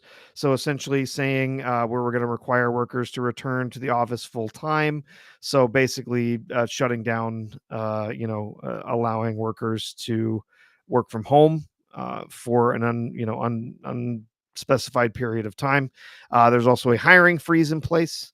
So a variety of different agencies are not allowed to hire anyone for an unspecified time. I can't remember what the exact language is. Essentially, until the administration has an opportunity to implement their policies or whatever. That hiring freeze does not apply to the military, immigration enforcement, national security, or public safety departments and parts of the administration. So mostly just administrative type departments. Things like the IRS, for instance, will not be able to hire. There were a few other things. Reinstating Schedule F. That's kind of a weird one. Essentially, it can make it easier to fire people in the administration, people working for the federal government who have shown some sort of extraordinary level of disloyalty to the administration. So that one's a little weird. It's kind of hard to see how that gets implemented because you have to actually see some examples of it and what they plan to do with it. Primarily, this idea is used not just for, oh, hey, that guy doesn't come in and salute the Trump portrait when he walks into the office. It's more used for somebody who is actively trying to oppose the directives of the sitting administration, right? So Right. we'll have to wait and see how that might get used. But there were, of course, the January 6th pardons. Cheers. The January Thank 6th you. pardons, January 6th pardons that went out for a large number of people. I believe it was over 1,500 that received pardons. We kind of already talked about that earlier. The orders to pull out of the World Health Organization. Thought that was an interesting one. Honestly, that organization has been kind of a disaster. If you've read anything about some of the different stances they've taken on a variety of different issues, not just as things happen with COVID and vaccines, but other things since then, I think it might be fully justified to Yeah, say that we're no I've longer going to be funding that I mean, none agency. of those So things. I don't know how many of those things actually helped. I think that there was a history of America funding so many of those things, but I don't know what they really got out of it. And I think that I don't know. I think it'll be fine. yeah, and honestly, I think what will probably come from it is the World Health Organization. If we're not funding it, probably uh, it falls apart. There's just not enough money to maintain it. That organization ends up getting disbanded for one reason or another, or it has to reform in a different way and maybe under a different charter. That might make it so that it's a bit more independent from political influence from a variety of different groups. So By yeah, the way, I wanted to share this thing with you.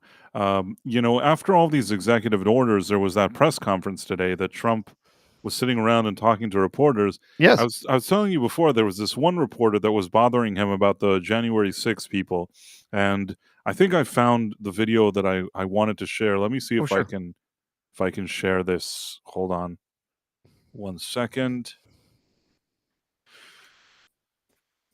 I think it's this. Tell me if you can hear it. On January 6th, Yes. obviously you should not be pardoned.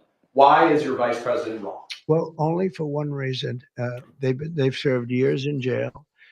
They should not have served. Excuse me, and they've served years in jail, and murderers don't even go to jail in this country. And we had 1,500. We have 16 under review. As you know, we commuted about 16 of them because it looks like they could have done things that were not acceptable for a full pardon. But these people have served years of jail, and their lives have been ruined. And in many cases, listen to me for a second. Stop interrupting. They've served years in jail, and if you look at the American public is tired of it. Take a look at the election. Just look at the numbers on the election. We won this election in a landslide because the American public is tired of people like you that are just one-sided, horrible people in terms of crime. You don't talk about all the people that have been killed. What happens to those murderers? Murderers get no time. You take a look at some of these DAs. They go after political opponents, but they don't go after people that shoot people in the street. They're caught. They know where they're living. They know everything. They don't even go up to pick them up anymore. They just let them live there. They know all about it. They have their pictures. They have the tape of the shooting, and they don't even go up and you're talking about this. Yeah, and the guy continued to bother him over and over Yeah. again. He really kept pushing. But what Yeah. I thought to myself was, Trump was a lot more calm than I'd ever seen him in a situation Mhm. like this. He did tell him, "Stop talking, you're interrupting me." But like even he said that with a kind of more calm than I used to Yeah. see him. Well, He used to get more annoyed. Now he just kind of yeah. he put the guy in his place, but he did it without getting as annoyed. Yeah. Yeah. And I'll be honest, probably not seeing him in the White House briefing room again. Yeah, I don't think Trump is going to stand for that kind of thing anymore. No, I you'll think that's never see part. that guy again. I think that's part of his assuredness is that like, yeah, you're not coming back. So, keep interrupting, keep being disrespectful. Beat it. It's just so funny that is yeah. No, but you I'll know bet what? I bet you that guy he's probably had his credentials revoked already. Is it just said nope? You're not going to come in. You're not going to come into the White House briefing room and keep interrupting me. Just get out. Right. If your agency wants to be here, they need to find someone else who can come in and be respectful while they're in the briefing room. It's likely that you're right, but in any case, I think that he handled him with a different type of attitude that I've seen in the past. Like there was something about him before that was more aggressive, like yeah. Like he gets like a lot more upset. Now he was just like, oh, this and that. And the guy, he already kind of told him for like he answered his question. I think if this guy was smart, he got the question out that he wanted to. Trump gave the answer that he wanted to give. He could have let it go. And Yeah. instead, he continues like some bitter guy. But when about this? When about this? And at the end, it's like, I mean, Trump's not going to suddenly come up with a different answer. He told him what he thought. Yep. So okay. Yeah, that was it's ridiculous. Yeah. it was funny though. Yeah, and I bet I'm not joking. I bet Trump makes an example of him. I bet so. I bet you He too. cancels his credentials, kicks him out, tells that news agency, if you want to come back, you need to send someone different. It wouldn't surprise me if you're right. I don't think we'll ever see that guy there again. Yeah. But he's not going to be disappeared by Trump. That's not what I'm saying. No. I didn't say that either. I He's didn't just say gonna that. he's just Of going to have his course, credentials I'm revoked saying and his credentials yeah. will be revoked. Of course, I He didn't won't say be anything. back in that briefing room. He won't be back in Yeah, that of job. course. No, it was obvious. I don't think anybody thought Yeah. you meant anything else. But Yeah. no, I was just joking, Bryce. I know. in any case, though, what the sort of nice thing was is that at least you have a guy who's there and can answer things that are being Yeah. asked. I know this sounds like such a minor thing, but I really feel like with Biden, and this didn't happen just a few days before the election. I think for a number of years, every time I used to see him talk, it's like he can barely get through a speech or a press conference or an interview or anything. And it didn't help. It didn't help the U.S. that it seemingly looked like we had such a kind of weak and confused president. I don't think that that's a good thing for a country to have. No. Like, I'm No. gonna say something, Not at and all. It makes the entire country look weak. yes, It makes them look ineffectual when you have a leader that's so frail and looks so completely out of it whenever they're in front of the cameras. It's unfortunate. Yeah. I'm gonna say this, that, and I've said it before, that I consider myself sort of a middle of the road guy, but, as such a person, for me, when I see somebody that can actually answer the questions and looks like he kind of realizes what's going on, and then I see a guy who doesn't, I prefer to see a guy that knows what's going on sitting in that position. Even if, let's say, it's a guy that I didn't agree with all his policies or whatever it is, but to have a person that seems as sort of confused is a Oh, real issue. It's not a problem that the US can afford to have. confused isn't even. Yeah, I guess I'm being, like, generous here. That's generous. Uh, not cognizant of his surroundings. I'm Yeah, not even. hard to say. And the thing, what's funny? I mean, I remember the first time when Biden ran, and I said a few things to people. I said that I was a bit concerned about his age, and people always have these answers. Like, even later, even before he ran the second time, there's people that I know that they're more left leaning, and they said, "Oh, well, like Biden this, Biden that," and this is before before there was any talk of this guy leaving. I just said, "Listen, he seems really old and confused." And they told me, "Oh, you're just an ageist." I'm like, "I'm not an ageist. It's not a matter No, of age. It's like, no. I've met people, I've met people that are in their 90s that are super sharp, and even relatively for their age, they're still walking around and Yeah. doing their own thing. I've met people like this, and those people are sharp, and you can tell that they know what's going on. Unfortunately, with Biden, I feel like over the past number of years, even before he ran for the last one, it seemed like something wasn't 100% with him. And to say that it didn't improve during these 4 years would be an understatement. Oh no. I believe the legal term is non-compos mentis. Not capable of understanding and making rational decisions for themselves. But yeah, it's pretty. Uh, uh, let's just say I'm really glad to finally have someone else in office. Yeah, because I don't think he's actually been the president for very long. I guess No, we talked about the other day. Did you saw? I think you saw the story uh, that where they were talking to the Speaker of the House. Did you see that? Did we talk about that the other day?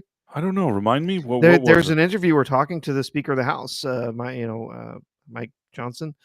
He was they were talking to him, and he was saying, that about 9 months or so earlier, he had not long after he was made speaker, he was seeking a meeting with the president to discuss a variety of different issues. We're talking about the Speaker of the House. Right, He's third in line to the presidency, right. Yeah, that's serious. and he's saying, we need to meet. We need to discuss some issues. I want to talk to you about some stuff.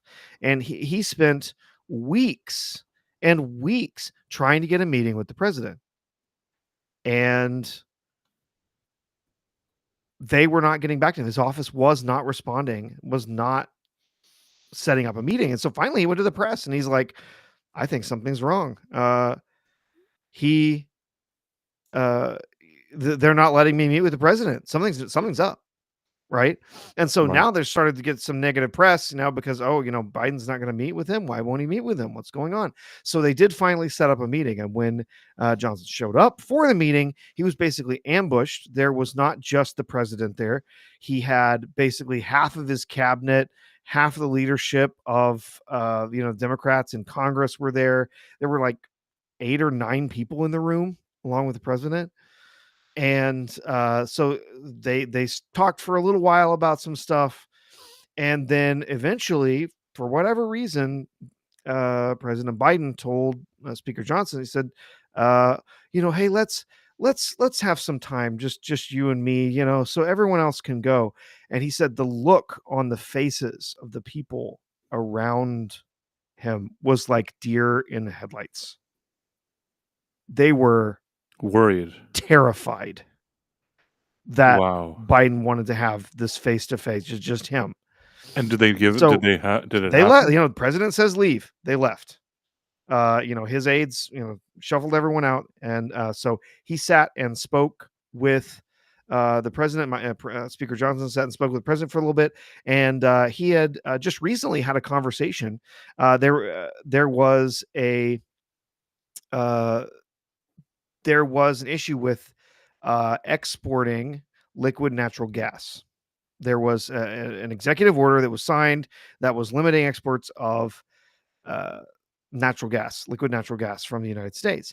And Speaker Johnson, being from Louisiana, they have refineries down there. They export liquid natural gas. So he had some interest in asking about this. Why did you do this? Why did you prevent us from exporting LNG?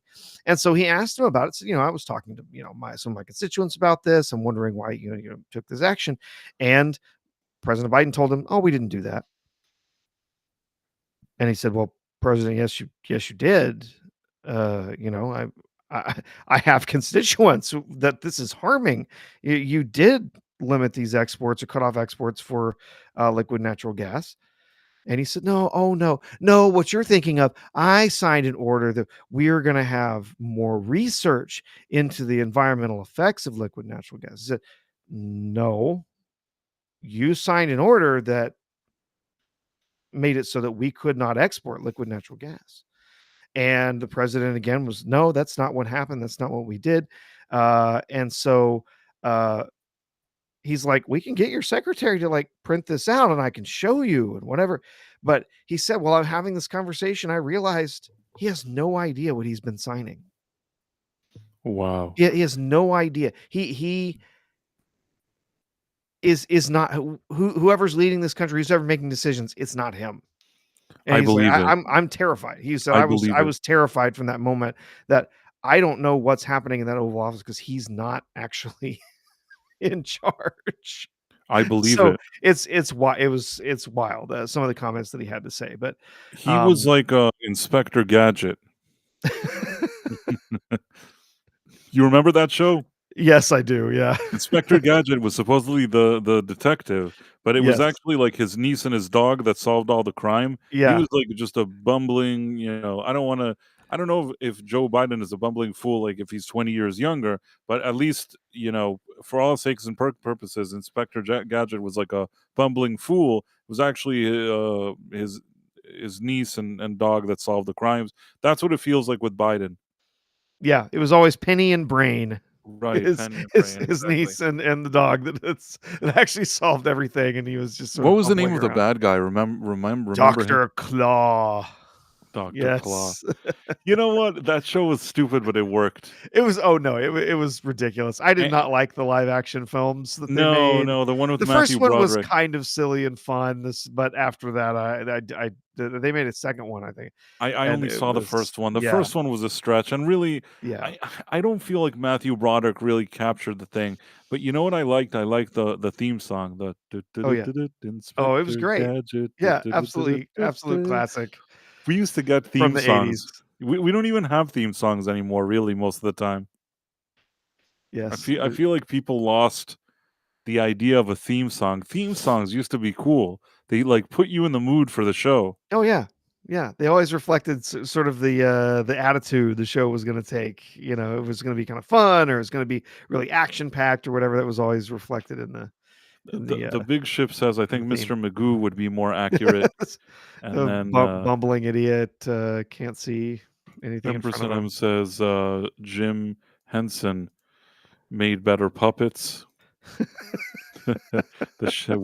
Whalem03 says the shadow government was real. I Yeah, I mean, mean, it seems like I'm still convinced. I'm still convinced there is going to be a tell-all book. It's going to happen. Somebody who was inside this White House, who was inside the decision to remove Biden from running in 2023 or 2024, to put Kamala in her place, and all of the missteps and messes that happened in those campaigns, I am convinced there is going to be somebody who knows they're going to make a mint off a tell-all book Somebody on one day this, will and say, they're gonna come out and Estefobos, tell it. his insiders reportedly ramp up their own operation dubbed Bubble Wrap to protect the oldest ever president from his regular stumbles. And then we have Jayon Tunji says, what's up, guys, on the Rumble end? What's We're up, doing good. What's up, man? Jay Tunji? Yeah, so Other executive orders. I mean, there were some things. There was the TikTok thing. It shut down for a day and then it opened back up again when Trump said, "I'm gonna, extend it." He apparently has extended the ban for 75 days, while they attempt to try and find some sort of compromise where there would be an American investment in the company, and they can change some of the rules behind data security and stuff like that. So we'll see what happens there. I don't really care if TikTok gets banned or not, but I don't use TikTok. I I mean, don't know. I don't use it I at know all. some people like it. I also understood what Trump was saying. He's like, China wants to have this app here, 50% owned by America. You know what I mean? And he was Yeah, he was explaining his position on it in that press conference, and I understood what he was saying. Yeah, I mean, there has to be some Americans monitoring that thing. It can't be that exactly. this is going to come from China with all this stuff, and nobody even knows what they're doing here with that app.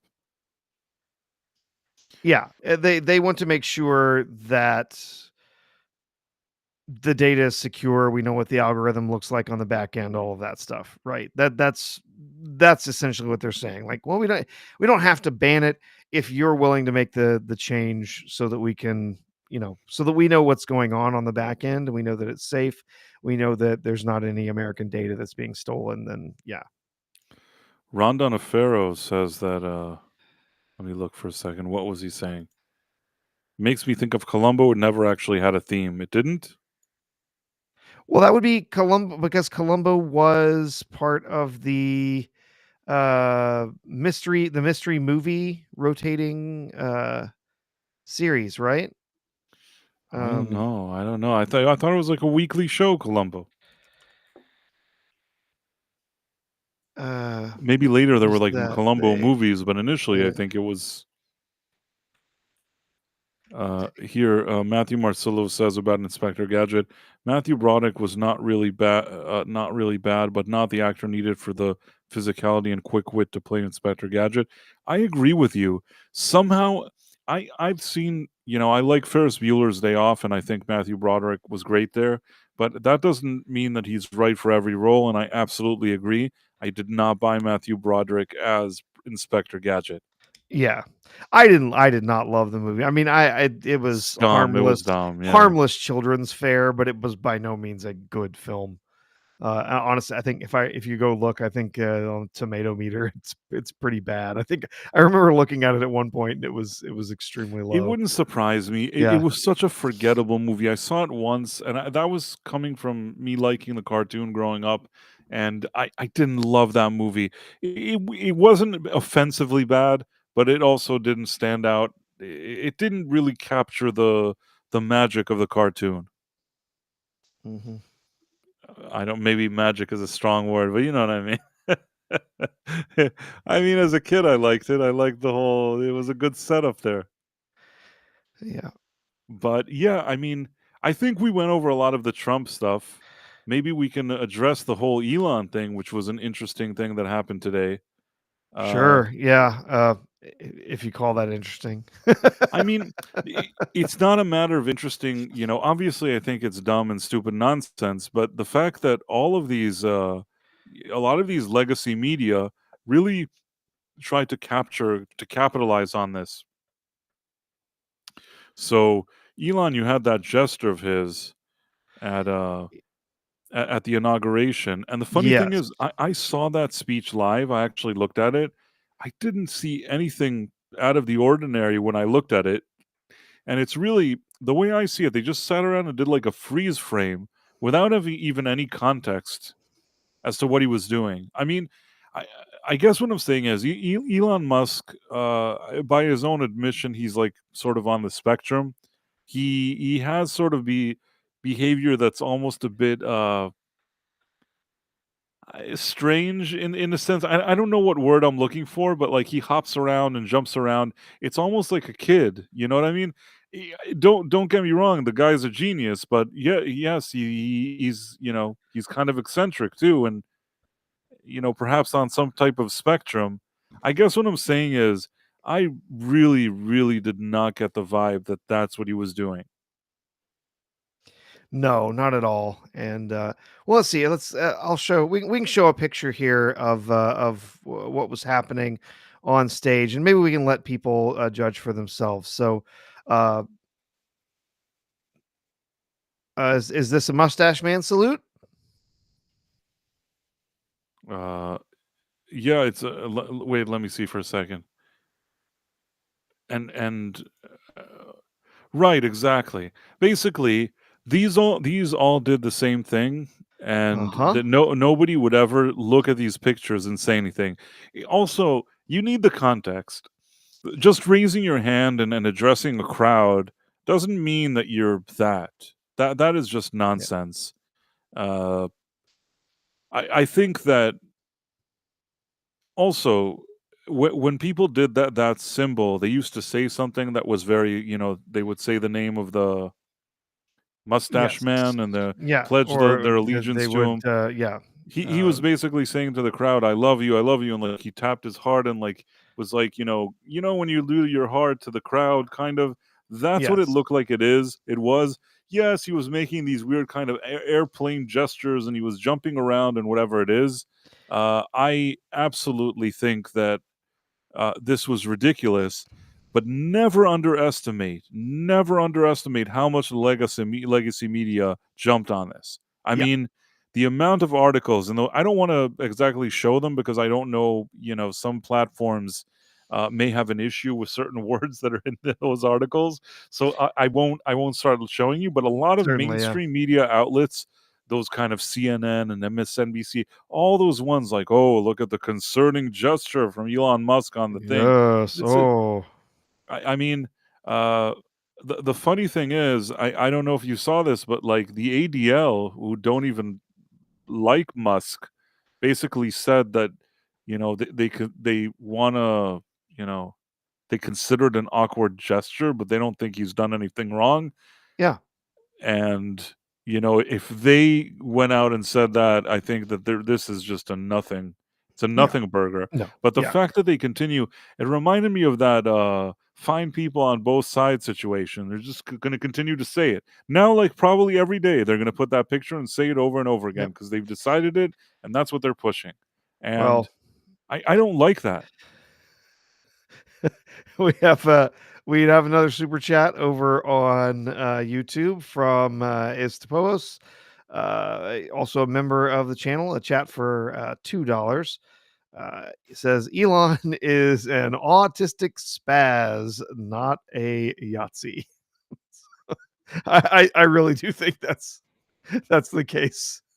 I think so too. I actually think so too. But let me I want to try to share. I know there's something new. What is this new? AOC is such a weirdo. Talk about someone who's just teetering on the edges of being relevant anymore, right? Like, But I feel I always worry about her because I don't know. I feel like my logic tells me that she says really dumb things, but I feel like she's going to work really hard over the next number of years to try to present herself as a more moderate candidate for, for running next time. If she's ever like a president, that would be really a concern, I think. oh, Let me play this clip.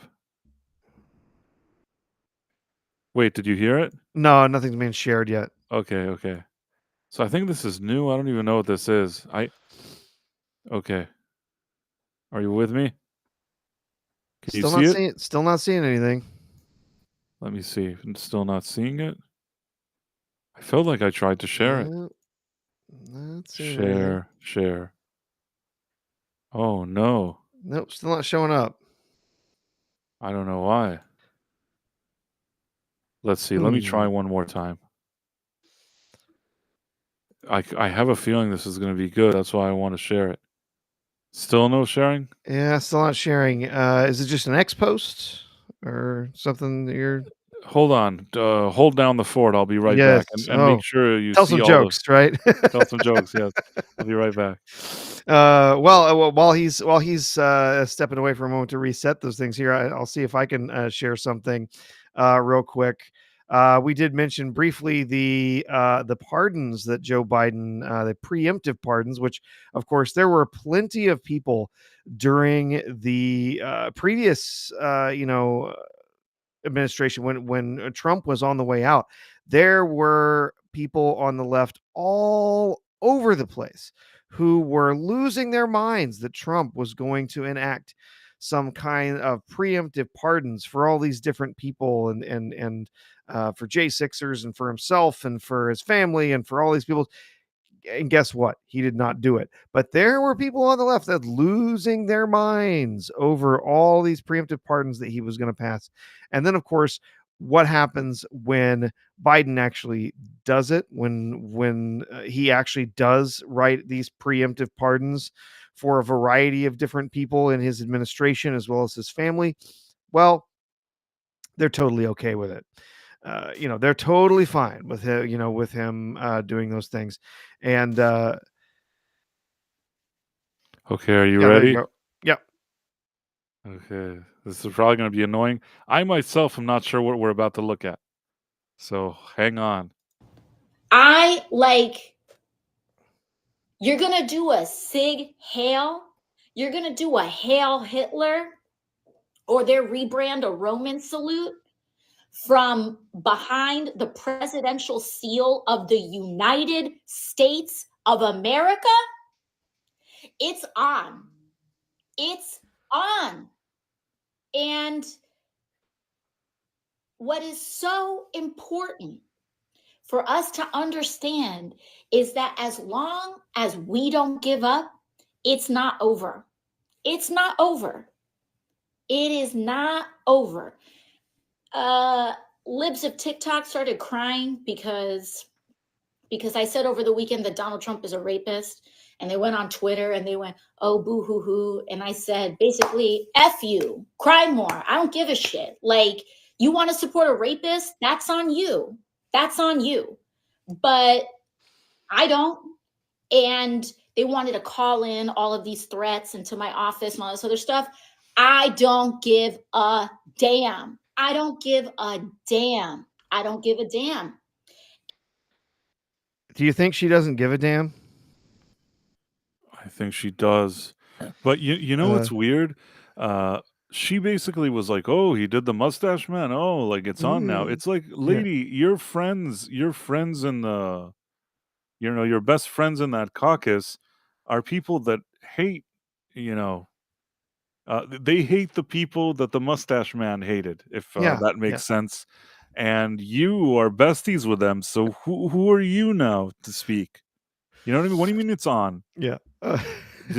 She's friends like with the people in Congress that actually hate America, and like She's just ridiculous. they came here from another country because they hate America, and they sit in the Congress and say how much they hate it, which is absurd in my opinion.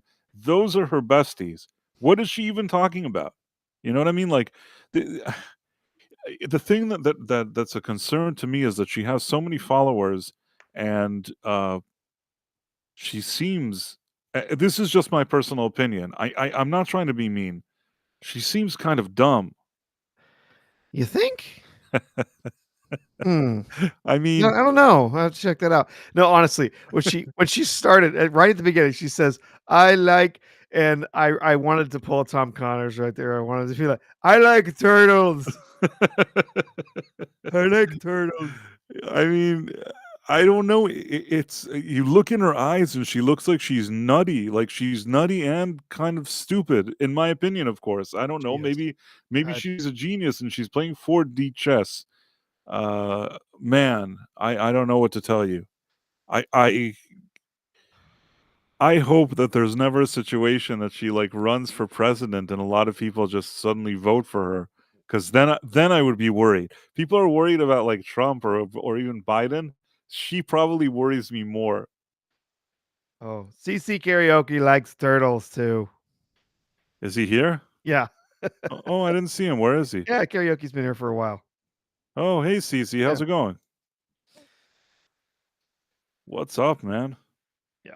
Cece Karaoke is a good friend of the channel. I Yeah, mean, I bet. everybody's have a lot of oh, Joshua Calkins is here. I mean, there's a lot of friends to this channel, but Yeah, that's CC yeah. is a guy that I do some streams with. Yeah. So Part of the Mead crew. right, the Mead crew, and also I do karaoke streams with Yeah. CC Karaoke. Friday nights on his channel. Just this past Friday, we did a karaoke stream. Basically, the karaoke started on his channel, and then for a while he took a break. So then that's why some people saw it on this channel, because he just wasn't doing them. So here and there, I was doing them here, and Tom was joining me. But now it looks like he's doing a bit on his channel, which is cool. So we had one on Friday, and hopefully we'll do more. CC Karaoke, just if you haven't checked it out, he has a great karaoke channel, probably the best on YouTube. He has already like 350,000 subscribers. He has one of the biggest databases of karaoke songs, has been doing this for years, and he just loves what he does, and he's so organized the way he put it all together. So kudos to him. Yeah, CC, you're getting a lot of props here from me. Yeah. CC is my peeps. Anyhow, Yes. so AOC is dumb, in my opinion. In my humble opinion, she's In a my humble twit. Matthew Marcel says both CC and Price have excellent singing voices on the karaoke stream. Thank you. I appreciate that very much. CC definitely has a good voice. I feel like I probably used to have a better voice, and these days it's just kind of, I try my best, but yeah, it's fun though, and it's fun hanging out with people. A lot of people that are even here with us now, they hang out with us when we do the karaoke, and that's always cool. And I guess so this was her reaction. I wanted to see if I can give me a second if I can find the actual speech that they're talking about, because he just seemed like he was jumping awkwardly. And I think when you look at it and you listen to what he's saying, yeah, he's gesticulating in weird ways. He's not that he didn't say, he didn't he. Yes, it was a weird gesture. I think what did the ADL say? It was an awkward gesture. Yes, but it was not there. There was no intent behind it. There was no like language that went along with his strange, right? I mean, way that he what stuck you his arm out. say matters. If he would have come out and said like, "There's groups of people that I hate and I want them all gone," and then he does that, I'd say, well, he did say that he hated everybody and wanted them gone, but he's like saying, "I love you so much. You're so great. The future. Let's go to Mars. I love you." And like, it just doesn't. It doesn't ring true. Let me see if I can. It reeks of desperation, I think. So let's see. This is the PBS News thing. Yeah. There are elections that come and go. Some elections are, important. Some are not. But this one, this one really mattered. And I just want to say thank you for making it happen. Thank you.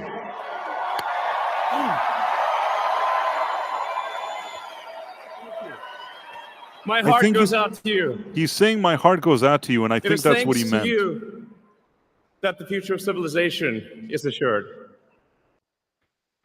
I think he was really saying my heart goes out to you and making that gesture. There are elections that it may like look awkward and strange, but what they also don't show. Look at how he walked in here. Are you still seeing this? Yeah.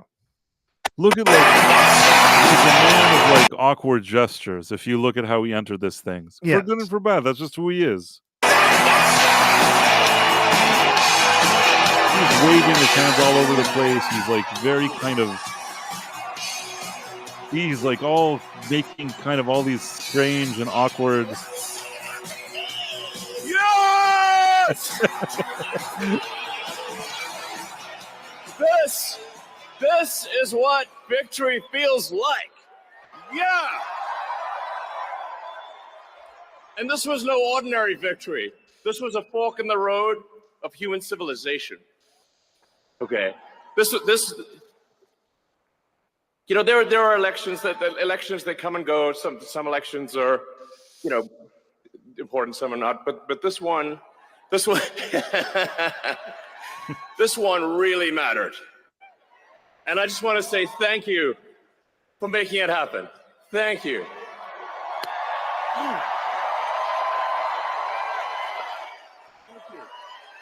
My heart goes out to you. It is thanks to you that the future of civilization is assured. Thanks to you.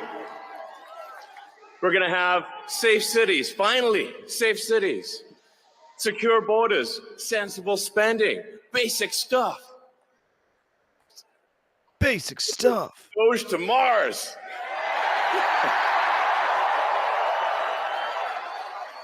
I mean, can you imagine how awesome it will be to have American astronauts plant the flag on another planet for the first time?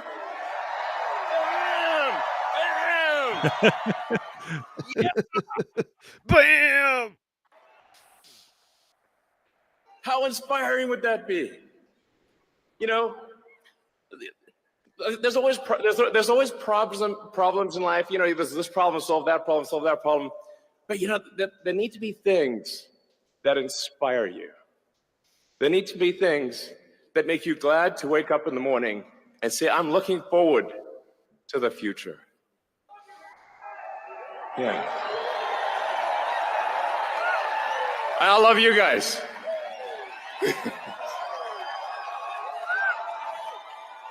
So,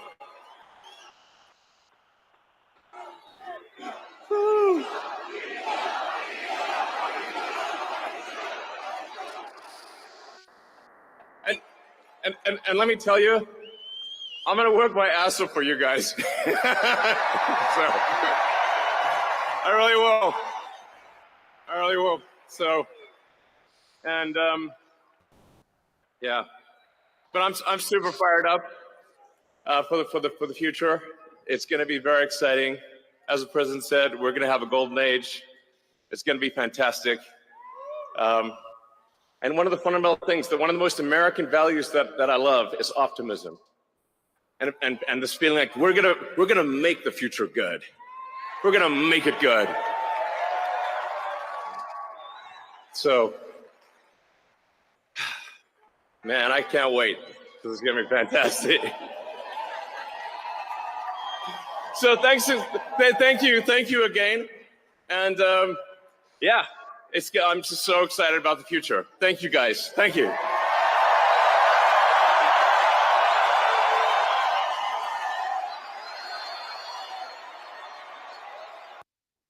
He has mannerisms that are almost like you took a child, like a little kid, for ice cream or something. You know what I'm saying? That Yes. Yeah. I'm not saying that in a bad way. He's No, a no. genius. He's just that's kind of his mannerisms. That's why I don't think that nothing he said before or after made me feel like that was his intention there. I feel like, you know, he was saying, my heart goes out to you, my heart goes out to Yes. you. And I think that's the gesture he thought he was doing. He kind of does it like a little kid. And that's what Yes. it looks like. But I really don't think this is what he was looking to do. I absolutely don't think it.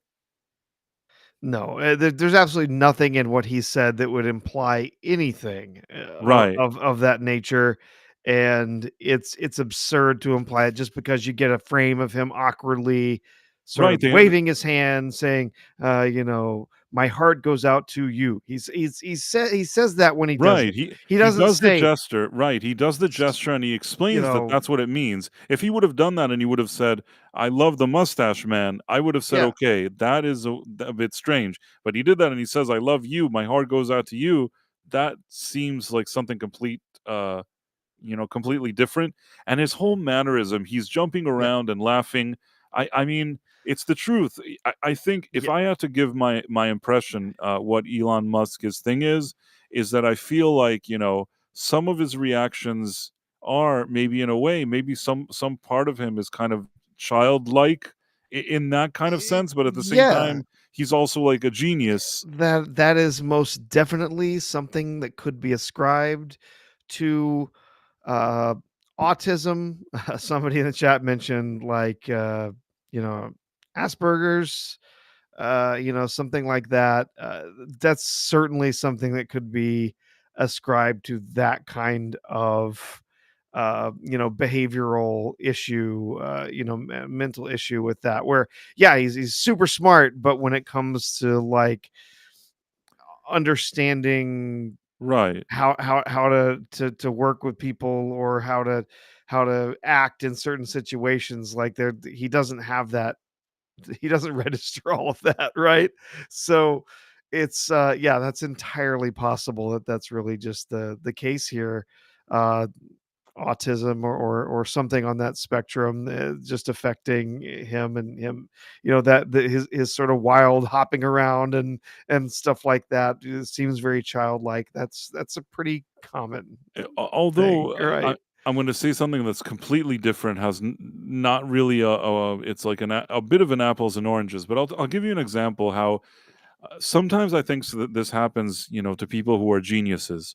Uh, Michael Jackson, uh, there was, especially if you see, some early interviews with him. There was some interview I remember seeing that he's sitting there, and he just released either, maybe he released Off the Wall. He's working on Thriller with Quincy Jones. Somebody's interviewing him, and you would think that they're interviewing like a 5-year-old child. The way of talking and expressing himself seems so childish considering the type of music he's recording, which it's like a discrepancy on one hand. Like he's working on like really high end, he's a musical genius, but he's talking to you like he's a 5-year-old kid. And sometimes you have geniuses that are eccentric like that you know I guess what I'm saying, that happens sometimes, especially if you're, if you have some kind of brilliance. So sure, Michael Jackson's brilliance wasn't the same as Musk's. It's a whole different field. But I would argue that when it comes to singing and performing and things like that, he was a genius, Michael Jackson. Yeah, yeah, Regardless of whatever accusations came later, which, in my opinion, I'm still not sure if I sometimes think that because of the way Michael Jackson was, the people around him, rather than protect him from whatever, I don't know, I don't want to say flaws, but rather than people around him shielding him from bad stuff, there was a lot of people around him taking advantage of him. That's my opinion of the yeah. situation with him. And well, and his father, screwed him up something horrible Right. I mean as a that's child too, and there's a lot of different things going on with Michael Jackson. But I think you're right. I think maybe he did have sort of that childlike behavior, and didn't quite understand how the people around him were using him and taking advantage of him. He was undisputably a genius as far as his talent for writing and performing music. He was the king of pop. He had some amazing artistic talent, and yeah, it was a very sad. Even before thing he for before he for him. died, there was that rehearsal that he was rehearsing, and there's also something.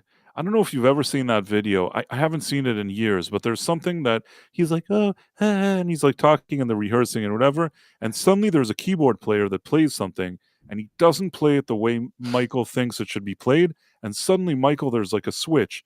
It's like if you asked him about like his feelings about the world, I don't know what he'd start talking like a 5-year-old kid, but when he heard the note wasn't right, suddenly it's like you see Michael really zeroed in, and he's like, "You didn't do the note right. You didn't do the," and the guy's like, "No," and the guy's almost like talking back to him, and Michael Jackson is like really pushing back, like he'll seem like a 5-year-old child until you press the wrong button on the keyboard. You know what I mean? Like Yeah. suddenly he's like laser focused. And when I saw that, it almost makes me feel like when you see him on stage, Michael Jackson, he's so confident. You know what I mean? He's dancing, he's confident, he looks like he's the king of the universe. He walks off stage, you see him, somebody interview him, and he sounds like a kid. And I feel like in a way, I don't know why I think that Elon has a bit of that. He can make the toughest decisions, do all this business stuff. He sees all these different things and he keeps working all the time and he has his ideas.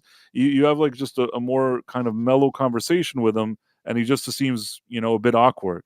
And really that's what I think that the gesture here was. It was just sort of awkward. Yeah. Just him sort of gesticulating wildly. He's in a very excited state. He's practically jumping up and down. Sometimes he's actually jumping up and down. So yeah, it's kind of ridiculous to try and ascribe any sort of other attitude or behavior to that. It was a weird gesture that he made. And his words very clearly say what his intent was with that gesture. So yeah, of course you're going to get, they're going to look for any possible way to call them Yahtzees, to compare Trump to Mustache Man. I have seen so many articles there. My wife and I were actually talking about how we feel like we've used Apple News for years. It's kind of included with a bunch of other services that we get, and it means that we get access to a number of different platforms. That normally you would have to get behind a paywall to read stuff. But we have both been just so frustrated by Apple News recently because of the types of stuff. Because if you use Apple News, they have sort of their editorial thing on their front page where they decide what stories go up there. And you can curate what you want to see and what you don't. If there's a news source you don't want to see, you can block that news source, but they will still put the story there. They don't actually like customize your that particular feed, their little editorial front page that they do. And they have been centering some stuff that is just infuriating. They've been centering stuff about why, how, comparing Trump to Hitler, or there was another one the other day where they were saying something. There was an article in the Atlantic where they're like, hey, did you know that that Mustache Man was able to take down a Democratic government in just 13 days using the Constitution of his state? Imagine what could happen here. And it's like, get the bleep out of my Sorry, face. Sean. Like, yeah, sorry, Sean. But Pyromancer, which I don't know, I didn't see some of his messages. Pyromancer is a friend of the channel. He's also, I believe, he has a membership on Rumble. Pyromancer says AOC is attempting to take on a Trump vibe. She has been trying to get info about why people voted for Trump back in November. Now she wants to recreate it, but she is too dumb. I believe that. She certainly in that video looks dumb. But I wonder if other people are buying that or not. Because man, I don't know. There's just something about her that rubs me the wrong way. Yeah, That's my personal opinion. There's nothing about her that I want rubbing me in any way. No. No, and sometimes people I hear like, oh, why? She's pretty, blah, blah, blah. Like, I don't think so. No, not really. Yeah, I don't know. I don't feel Not that way so about her. much. I mean, I guess if some people think that she's pretty, that's fine, but I don't know. Like I don't especially she seems like she's kind of nutty to me. Yeah. And yeah, so that was that whole thing. I think that this is just a bunch of nonsense. I saw also like Ben Shapiro was saying that this is just like absolutely ridiculous. Even like the ADL, like I said, that don't like him said that it looked like an awkward gesture to them. I think that these newspapers, these kind of legacy media outlets that are latching onto this and keep pushing it, and even AOC, it's desperation. It's just a desperate and find something. I'm sure if you want to criticize somebody, you could find something real, but to try to just pin a story on somebody, I don't know. I just I disagree with that strategy. Jay says she's pretty but ugly. You know what I mean? I don't know. That's not. Is that is that a thing? How can that be? Yeah. And Tim Hayes says that Princess Leia would be better for me, and I agree. Yeah. That's She, true. she's got the coke nail and a bit of a habit, but I could fix her. It's okay. Well, there's something that I think Scribe Light was it Scribe Light that CC'd me today that was something interesting. What was it? This was Scribe Light. Scribe Light, again, sorry I keep saying it, also a friend of the channel. Scribe Light shared this with me. He's a good guy. Professor, are you there? You're starting to I'm here. I'm here. Yeah, things okay. were dropping out there for a second, but I'm here. They were wobbling, but now so Scribe Light damning with faint praise. So he was basically reposting this, Oh and it yes. says Captain America Brave New World began its pre-sales on Friday at the domestic box office. The film is currently performing 1.4 times better than the Marvels, is on par with the Eternals. And like the Eternals is one of the biggest flops of the Oh, MCU. yeah. So they're Yeah. like saying, well, it's a flop, but it's doing better than the Marvels. The Marvels is like the biggest flop. This is not a good sign. I do think that this is probably going to do better than the Marvels because at the end of It the will. day, I think it will. there's still a few more people, maybe there's still a few more people that'll be more interested in this than the Marvels. The Marvels, everybody knew would be a disaster, and it was exactly the disaster that everybody thought. But in this case, I know that it's going to be a disaster, but I think that some people are going to be suckered into it like a little bit. I think it's going to make more than the Marvels. What do you think? Yeah, I think it will do better than the Marvels. I've been saying for a while, I think it's probably going to track pretty closely to what we saw with Quantumania. I'm guessing it's going to track pretty close to that.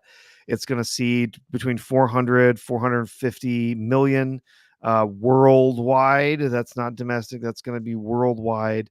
I'll give it. If I'll Yeah, give it even 450 to 500. Go on. yeah.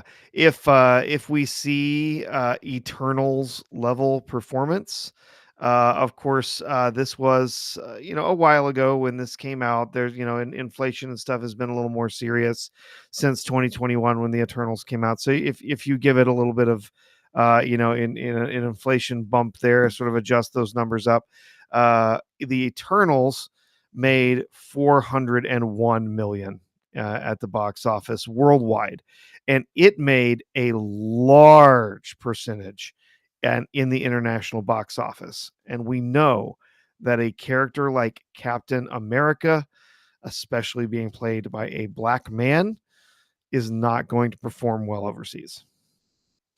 So I agree with you. that we are, yeah. I it will not break 500. Let's put it that way. It's not going to break 500. I think it's going to perform in the low 400s, maybe up to 450. But we've only got a few weeks to wait to see where that's going to go, how that's going to perform. I don't think it will do as badly as the Marvels. That movie had the stink on it well before it came out. Of course, this does too.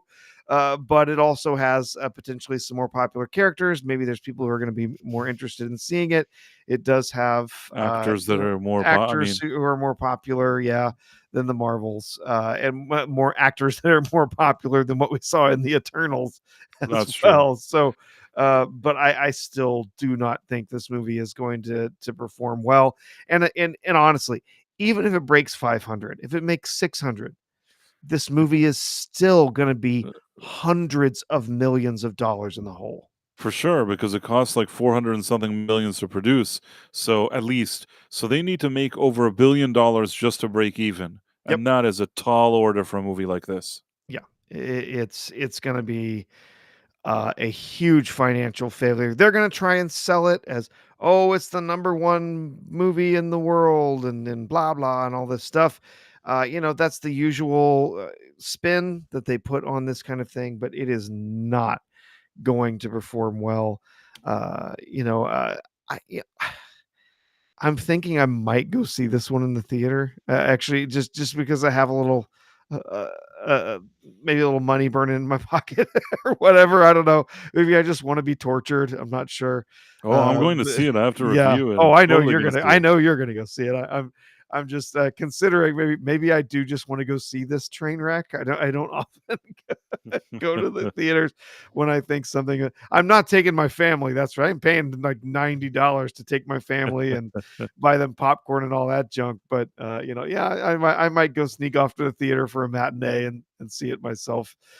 Just to see what's happening with this one, because I do think this is going to be a colossal failure on just about every level, not just financially. I think story wise, I mean, we already know that they originally had nearly 2.5 hour cut of this film, and they've lost nearly an hour of it now. It's now only like a 90-minute, 100-minute movie now. It sounds like Yeah. this is there's just so many signs that this is headed for an absolute disaster. So We had a similar situation with Captain Marvel that they also downsized the time of it. yes, they kept cutting and cutting on that one. They cut that one till it made no sense at all. there were whole scenes where you're like, wait, what happened? That movie was so How'd they bad. get here? It was such a bad movie. Oh, that one was astoundingly bad. I was laughing all the way through it. It was such a mess. It was awful, yeah. But Oh, yeah, this one's gonna hurt. It's definitely gonna hurt, and I think it's gonna do. It's gonna hurt Disney in their, in the financials area. But I think it's gonna hurt the MCU brand too. We haven't really gotten a lot from the MCU recently. This is, they're doing a really big marketing push behind this, and I think there's going to be a lot of disappointed fans who are going to walk away from this wondering what they can possibly do with the MCU after this. We've got the Thunderbolts coming. I don't think anyone cares about that, even if it ends up being a middling movie. Even an okay movie from MCU standards. I just don't think people care about it. There's no characters there that are appealing. There's no actors there that are a draw. And then Fantastic Four later this year. If it even comes out this year, I'm still not certain it will. that It looks might like end it's up gonna being annoy another. me. It might end up being another one that they have to bump back to February or something, or maybe they bump it back to December. I guess we'll wait and see on that. But I don't have a lot of hope that they can actually represent that group of characters well in a film. So I think it's going to be a rough year for Disney in the box office, and this Marvel especially, and even outside the box office, we've got what's Ironheart coming later this year, which they've had on the shelf for like 2 or 3 years now. They're just waiting for a place that they can drop it so that it does the least damage. For sure. It's all going to come out in one day. They're not going to release that week to week. It's going to be an Echo situation where they just dump it all in one day. Oh, look, it's out. Let's move on. In Echo, do you remember they said, "Oh, it's not the regular MCU, it's sort of a different label. It's a special, it's called the Spotlight or something like that." Yeah. Because they wanted to kind of say, "This isn't the MCU. This is some weird crap we do. Don't take this Yeah. seriously." It's So not they're the like, "No, MCU. this is a separate thing we're doing now." This is Never a a good separate sign. thing we're doing now, where we're going to tell stories about ancient Native Americans who were mud people who have magic spirals that can get into the Kingpin's brain and make him weep on the ground. I don't know why it's funny that the lady who was a girl boss, the ancient girl boss, they all called her Heffa, which is like boss. Yeah, Hiffy. Right. They're like, "This is Hefe." or Heffa, like they called her Heffa or whatever it is. Yeah. And I don't know why it was funny to me that they called the ancient girl boss a girl boss. I don't know why. I don't know if it was intentionally supposed to be funny or maybe I didn't understand what they were saying, but there was something funny about the whole thing. Oh, Anyhow, Matthew Marcillo, you get that stuff out of my chat. I don't want to hear the Enterprise theme song in my head. You're awful. You're awful. That's faith of the heart, my friend. oh no, no. Faith of God. the heart. I, that show in I throughout its love it. run, it got better and better.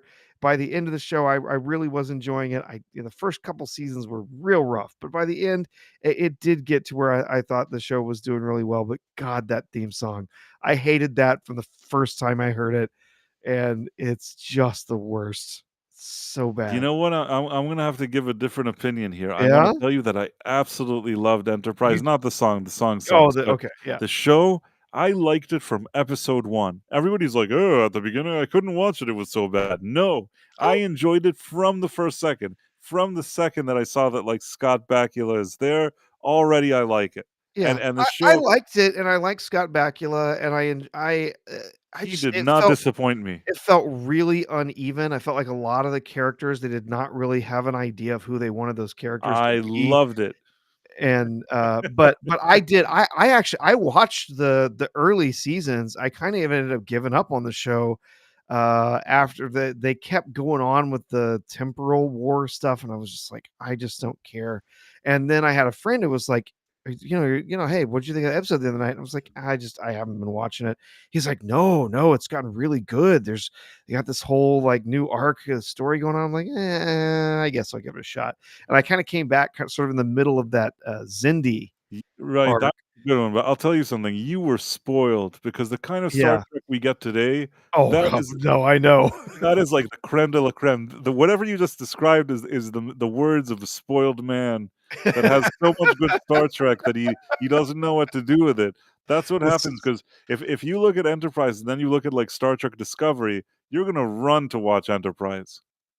Oh, yeah, and speaking of, we get, Section 31, I believe that comes out tomorrow? Oh, Or wow, is is it it tomorrow or Friday? Friday? Wait, the shit, we need to suddenly, sometimes there's, like, a dry spell, now there's, like, 70 things that I have to watch. Yeah, what's the release date of that? 24th. So, yeah, that'll be on Friday. Or wait, no. Thir yeah, Friday. Yeah. So, we talked about this on Midnight's Edge earlier, but I just wanna touch upon it very quickly, and then we'll, with the time that we have, there's a few things that I think we can do, but let's look at this for a second. Let me see if I can find this. You can tell jokes in the meantime. You want a joke? Here you go. Are you ready, for your, Black Series Fern action figure from, Uh, the, uh, just beloved series, Skeleton Crew? I don't know who's gonna buy that. I really don't know who's gonna buy it, man. Certainly not a Fern doll, but I wouldn't Oh, want any yeah. of those dolls, really, like, it's not that good. Yeah, Uh oh, wait, we're, in, just a few weeks, the Acolyte action figures are coming out. Bet you're ready for those.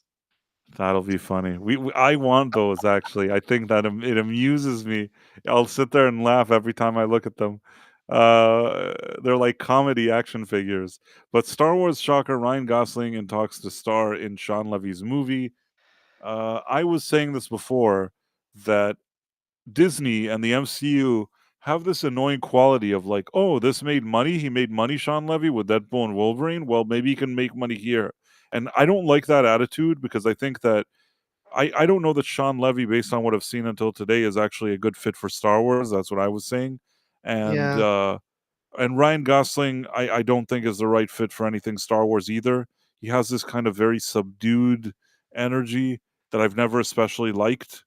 And I wouldn't cast him for that either. That's just me. But it doesn't yeah. matter what I think. Apparently, it seems like they're seemingly serious about this. What do you think about all this? Uh, I think it's a nothing burger. I don't believe that there is any project inside Lucasfilm that's moving forward at the moment, other than Mandalorian and Mandalorian Grogu. and Grogu. I think everything else is on an indefinite hold. There's been a lot of rumors recently, kind of talking about what's going on in Lucasfilm, and maybe they're getting ready to put Star Wars on a shelf for a while. And I genuinely hope that that's true. I want to believe those rumors. They need to put Star Wars on a shelf. They do not know how to make Star Wars anymore. Uh, Everything they've made has been either just disastrously bad, or it doesn't feel like it's Star Wars anymore. It feels like some other mess. Like we've kind of said about Skeleton Crew. Skeleton Crew, yeah. Overall, not bad. And if they had tried to just make a 2-hour movie, Goonies in space, had nothing to do with Star Wars, just kind of this adventure in space with the Yeah, kids and their maybe you would parents, have let it whatever. slide. Maybe you would have. It could have been maybe It's a fun little quirky, adventure film for families to take their kids to, and might have been fun. It didn't have to have Star Wars branding on it. Didn't feel like it really existed in the Star Wars universe, except that there were a few X-wings came in here and there, shooting at things, right? So yeah. kind It didn't. kind It of didn't silly. feel like a connection, and there was like the phony Jedi, but none of that really meant anything to me. Yep. Anyhow, I've said Yeah. I don't think much of Ryan Gosling. I think he's okay for some roles. I don't see him in this role. I don't see him doing well. I wouldn't have cast him for it. And Sean Levy, I don't think is the right director either. Now, I suppose they can surprise me if they suddenly do it and it's a great movie. I'll say it's a great movie, but I don't have faith in this. This doesn't sound good to me. If it even ever gets made. Yeah, that sounds weird. I don't think Sean Levy's right for Star Wars either. And although I like Sean Levy, I've got no problem with No, him. I don't hate I him, but think I they've don't think he's made right for this. yeah, I think they've made some really fun stuff with the Deadpool films, and I think he has a fun vision for what he wants those films to be. But at the same time, it feels very uh, well, like I said, doesn't feel like Star Wars. It doesn't feel like that's where they need to go with this. And yeah, Ryan Gosling, I think that would just pull me out of Star Wars. Having Ken Yeah. dancing around on screen, doing whatever, breaking the fourth wall, smiling at the camera, whatever. Let me Uh, see for a second. I'm just trying to find this thing because I thought there was something interesting. yeah. We've been watching. Oh, here it is. This is what I want to show you. And this is also a good segue to this thing, which we said we would mention. Did you see this? Yeah. So apparently, this Yeah. is doing very, very well for Apple TV. And Yes. I know that you and I both watch this show. Yeah. I don't want to ruin it for people in case they decide they want to watch it. No, no, But not at all. what did you think of this episode, this season premiere episode? I do know I don't want to spoil things. Hopefully there's other people who are interested in the show. If you're at all interested, the first season is some of the best TV I've ever seen. It is written incredibly well. It is acted like nothing I've seen in years. I mean, if there is prestige television to be had, this is it. If you want to go back and watch that first season, I really encourage it. It's brilliant. It unfolds. It is rather slow, especially at the start. It does unfold very slowly, but the further you get into the mystery of what's happening at this company and to these people, it really just draws you in. You're going to be on the edge of your seat with Yes, that first season. the early episodes, it's one of those shows that because it's basically building its own world where Yes. there's all these rules and things happening, you don't know what's happening initially, and there's sort of this kind of annoying feeling that you're trying to figure out what it is that you're even looking at, and for a few episodes, that could be very draining. If I had to just judge it by the first 3 episodes, it probably, I didn't know how to feel after watching them, but there was something interesting enough for me to continue to watch it. But those few episodes, because of the amount of world building of explaining to you this new reality, it just takes time for you to really get into it. But I agree with you. Once you feel like you understand who these people are and what they're doing, it's sort of like suddenly then you're in for the ride. Yeah, you start to it really just sort of drops you in the middle of the world, and you're just kind of just trying to figure out what's going on you're introduced to more and more characters, and you start to find out more and more about what severance actually means to these people who've had this procedure and the lives that they lead, and what kind of experience they're having, outside of the office, and then what they're like inside the office. It's got a lot to say, I think, about society and about work life balance, and about how businesses tend to be uh, very controlling of their employees, and what they're allowed to do and see, and the lives they're allowed to lead working in these businesses. It's a really interesting show. I mean, you I could say it, it's a type of social commentary or something yes, like that, but it's yeah, done in a very, very nice and it interesting way. Really, very clever ways. but Yes, yeah, it's the kind of things that I used to see from like sci-fi shows or whatever you want to call it. exactly. It's like a sci-fi thriller. Really like this kind of thing. Again, it took me some episodes to get into it. By the Yeah. time they got though to the later episodes and things were kind of cooking, I was into it. And I Yes. do feel like this first episode of the season, I think it did continue the vibe of the previous season. Yes. Yeah, I would agree. I think it did really well in kind of carrying on from the end of the previous season. Of course, the end of the previous season was almost 3 years ago when they finished that show. Yeah, I mean, Uh, sometimes there's too long of a gap, but yeah, it yeah, is true. it was, almost 3 years ago, when they finished it, and so, there's, been a lot of time between here and there with them making the show and everything. I've heard lots of people making, accusations saying they're not interested, it's mystery box stuff, it's not gonna pay off, it's gonna be another Lost. I don't really think that's fair. I don't think we're That's at me. that. I'm the one that keeps saying that. Yeah, I don't think that's fair at this point, to say that that's gonna happen. That is definitely the worry, right? You always have to That is worry the worry. when it comes to these shows that are so abstract and they like introduce a whole Sure. world to you. You really want to hope that there's somebody with a clear plan. Now, I'm not saying that these guys don't have a clear plan. I'm just saying that I really hope that it's in place. Yeah, yeah. I think, or I hope that, yes, they really have started to sit down after that first season really took off, and they really started to explore this world that they're building, the company that's kind of at the center of it, the severance procedure and what that means to these people, that they really did try to sit down and sort of map out, like, okay, here's actually where we're headed with this, and here's all the ideas that we have. So how do we start paying off things that we've set up before? How do we continue to both expand on what we know, but also continue to create some mystery behind what this actually means for the people who live in this world? So I don't know. So far, I'm really happy with it. First season, brilliant. If anything can be said, watch the first season. It is incredibly well done. The first episode back, I really enjoyed it. I think it picked up really well from the rather seismic events that happen at the end of that first season. Really kind of sort of upturning just about everything that was happening to that point, and you get to see some of the repercussions of that several months on from when it occurred.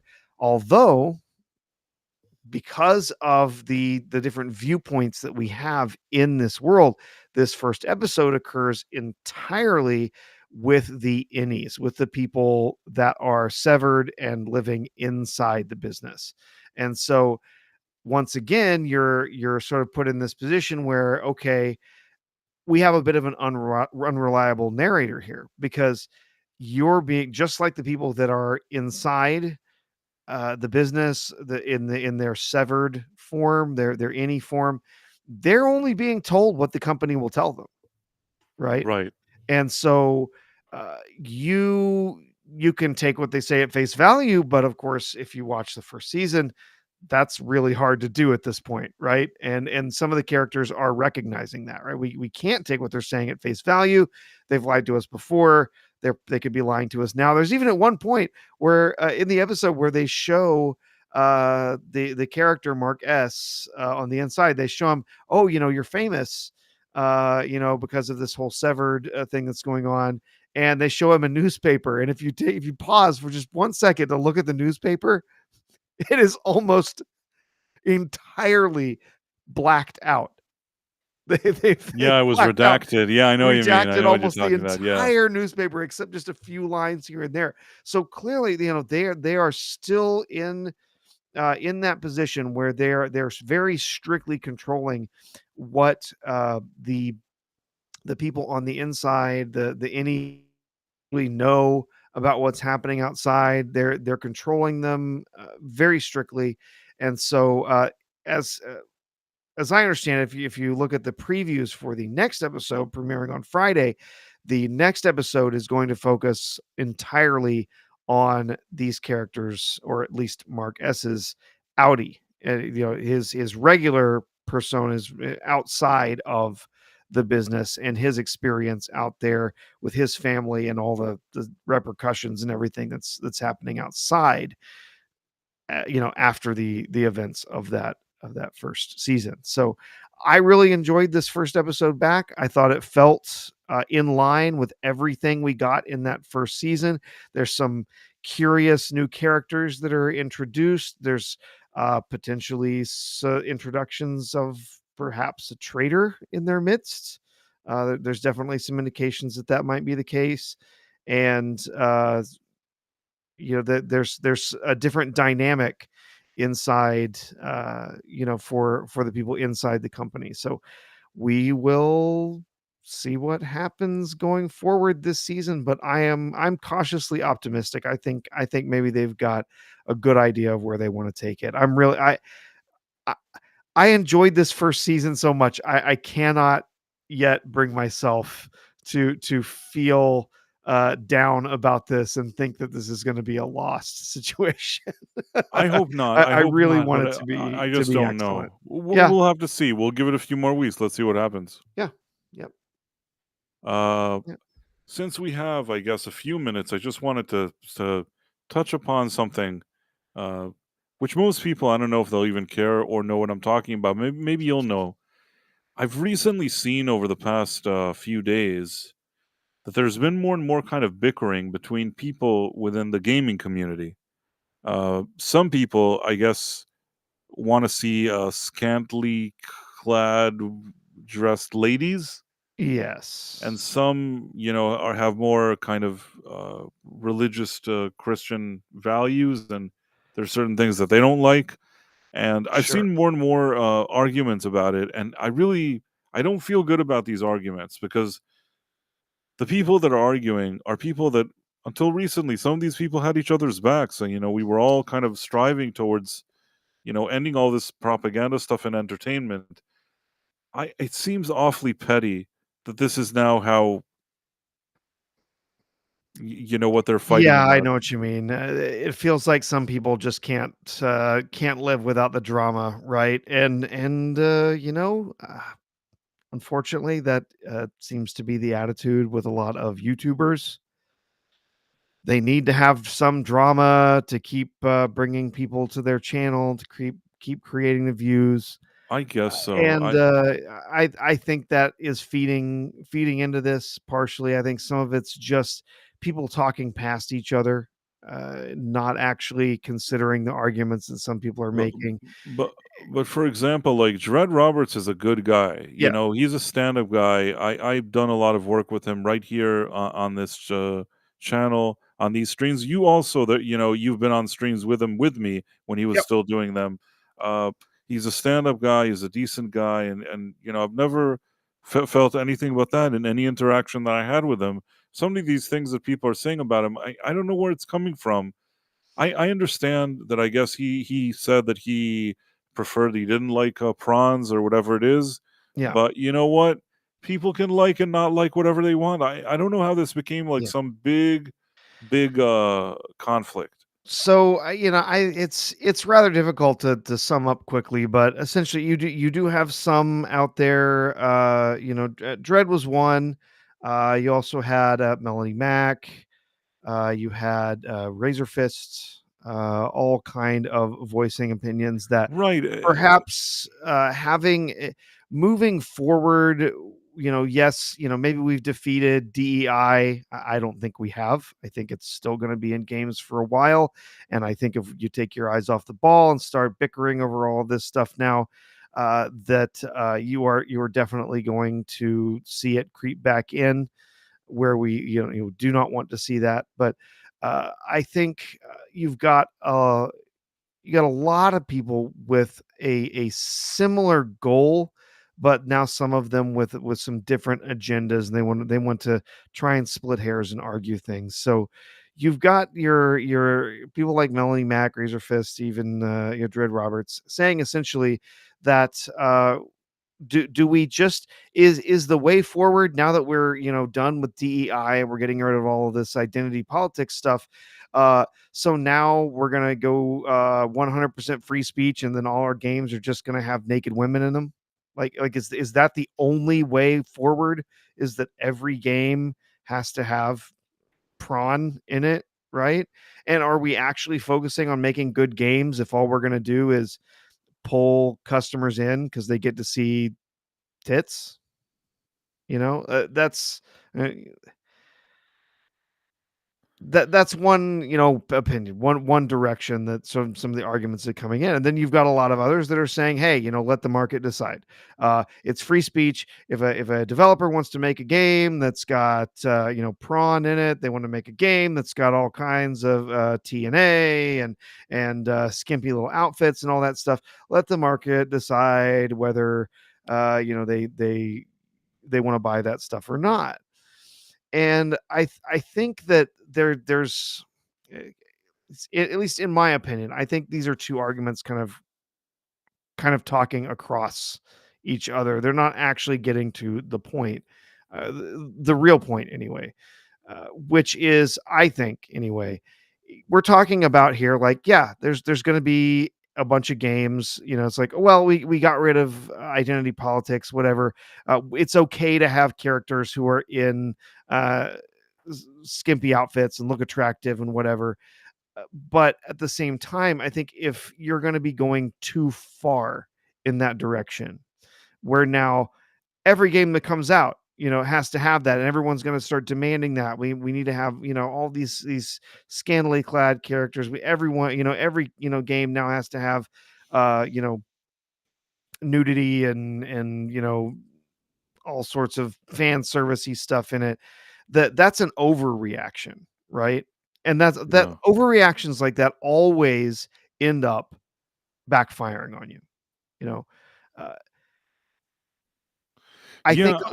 Well, I go mean, ahead. Go ahead. I've been talking for a while. I guess what I'm trying to say is that I personally think that all the people that are arguing, there's a path forward here.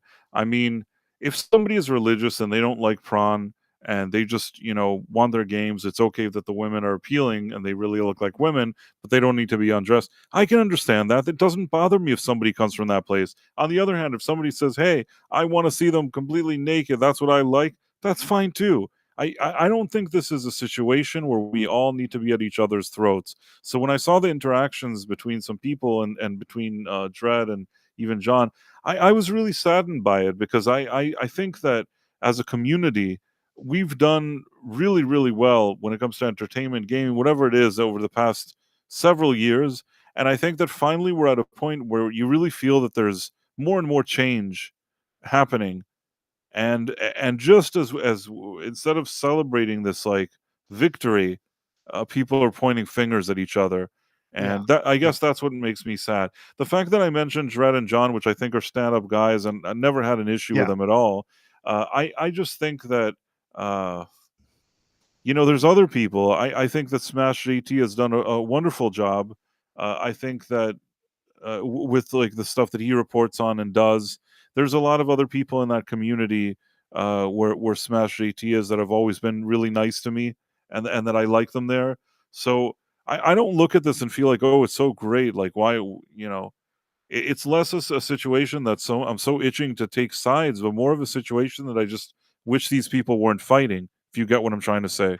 Yeah, yeah, and I guess, like I said, I think a lot of they're taking one particular issue and kind of blowing it out of proportion, and then just sort of not really talking with each other. They're sort of talking at each other and across purposes. I think yes, we should allow publishers to make whatever game they want. I think that we can have attractive female characters in games. Yeah. Have the old Laura Croft back. Someone mentioned that in the chat, right? Bring Right. back Lara Croft with her, with her ample, physique and hips and legs and uh, sometimes revealing outfits, just depending on which game and which level you're playing, whatever. But it's like, if the only selling point going forward is, hey, this game's got lots of TNA in it, that's not telling us that that's a great game that's been made, right? We need good games, quality games with great gameplay and good stories and stuff, and yes, allow for uh, attractive female characters to be in the games. But it just seems like there's been a bit of an overreaction on it. It's like, hey, we got DEI out of here. Let's start making sure that every game has, strippers in it or whatever. Right. It's so strange. Yes, And we can have both things right, together. right. There's a And way. A lot of us agree on most of the things. We didn't want all this weird agenda stuff. We wanted the women to look like women. I think that we can all get behind this, even if you're more religious or less, or you consider yourself a Christian or not a Christian, whatever it is. I think that uh, there's certainly a path here forward. As far as people were mentioning in the chat, Melanie Mack, I don't really know her like that. I don't really know what to say. I haven't had real interaction with her. Don't want to speak one way or another. I just don't really know her.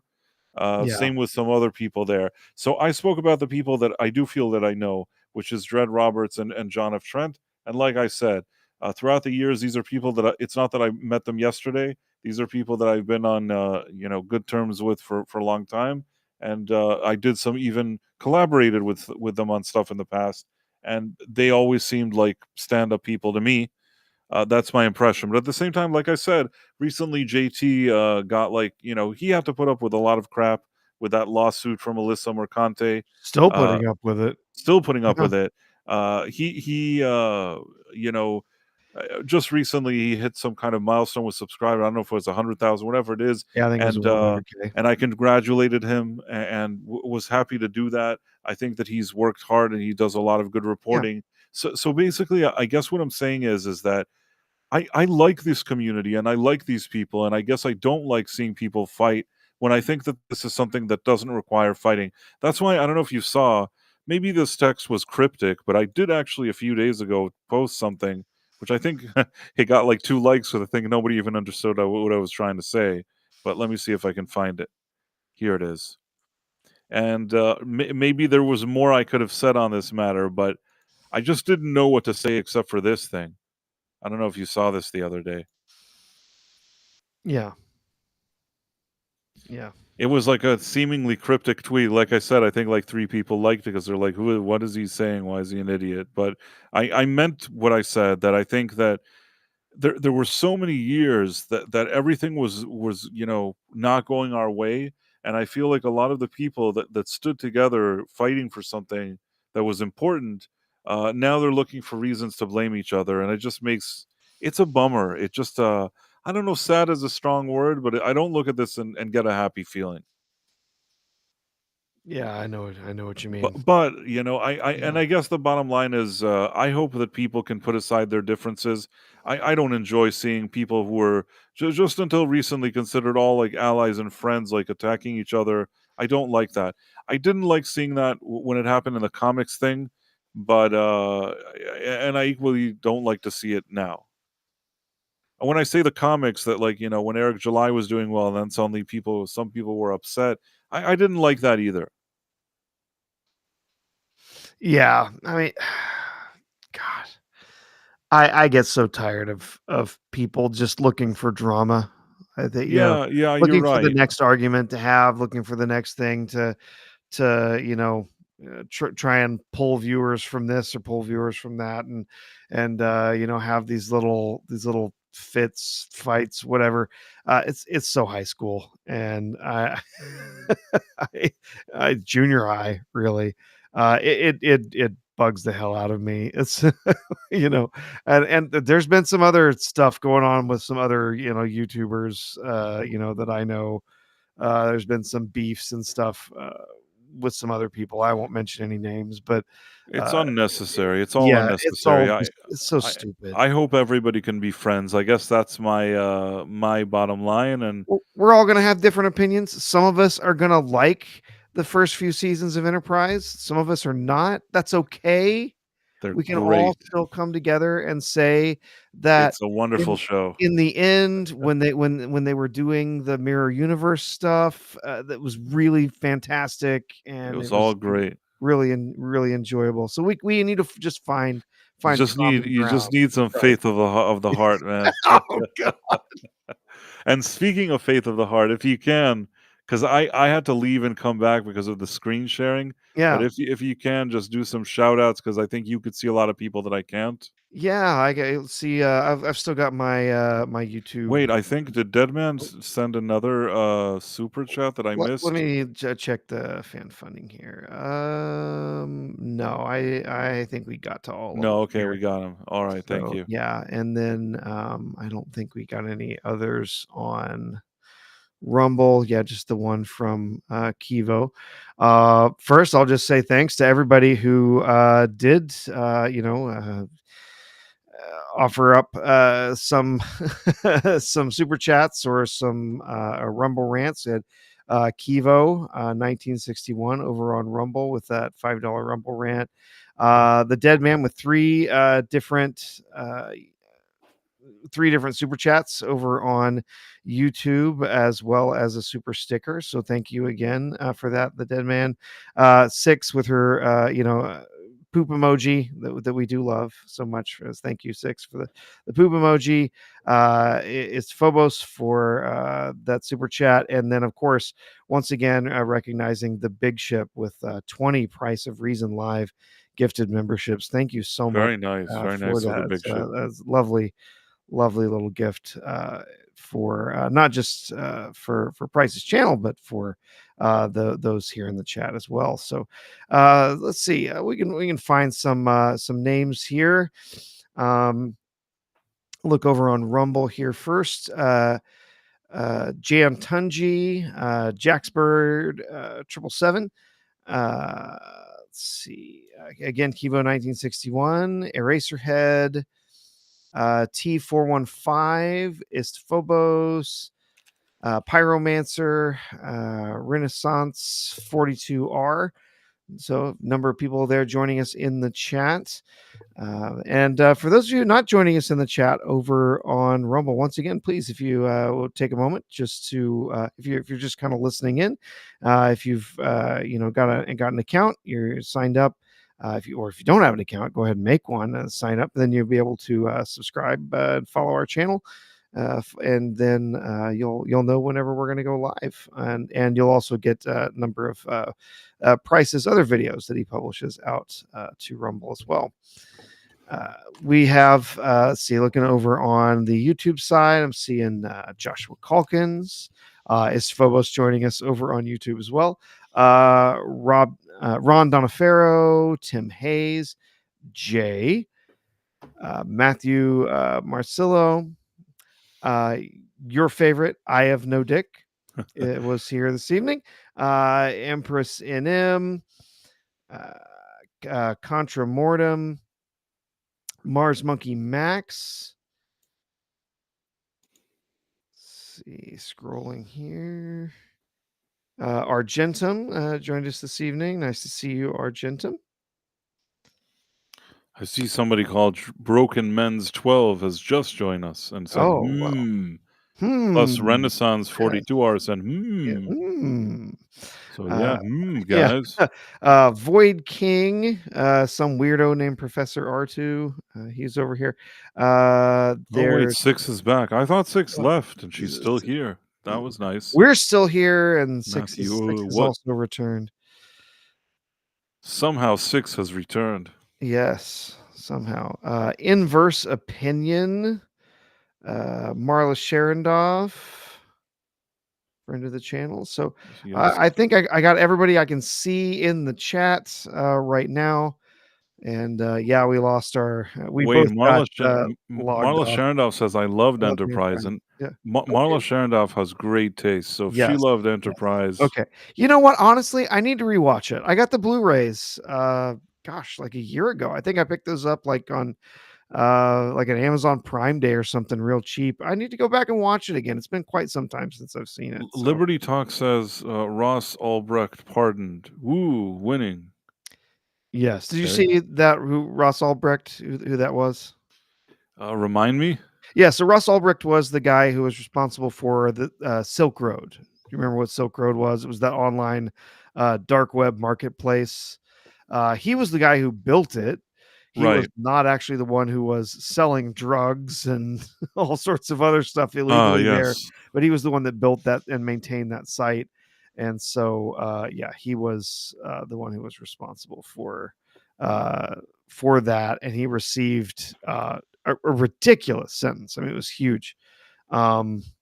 Liberty Talk, who's joined us over on Rumble, says 2 life sentences with no parole. So yeah, I didn't remember exactly what that was, but yeah, it was pretty severe for just being somebody who sort of built that site. He was not actually responsible for any of the crimes there.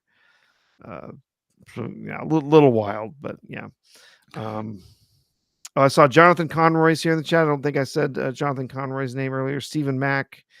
I think we got just about everybody who's joined us, but we appreciate it. And if we missed your name because our our little chat log got erased because we got kicked out, we're sorry.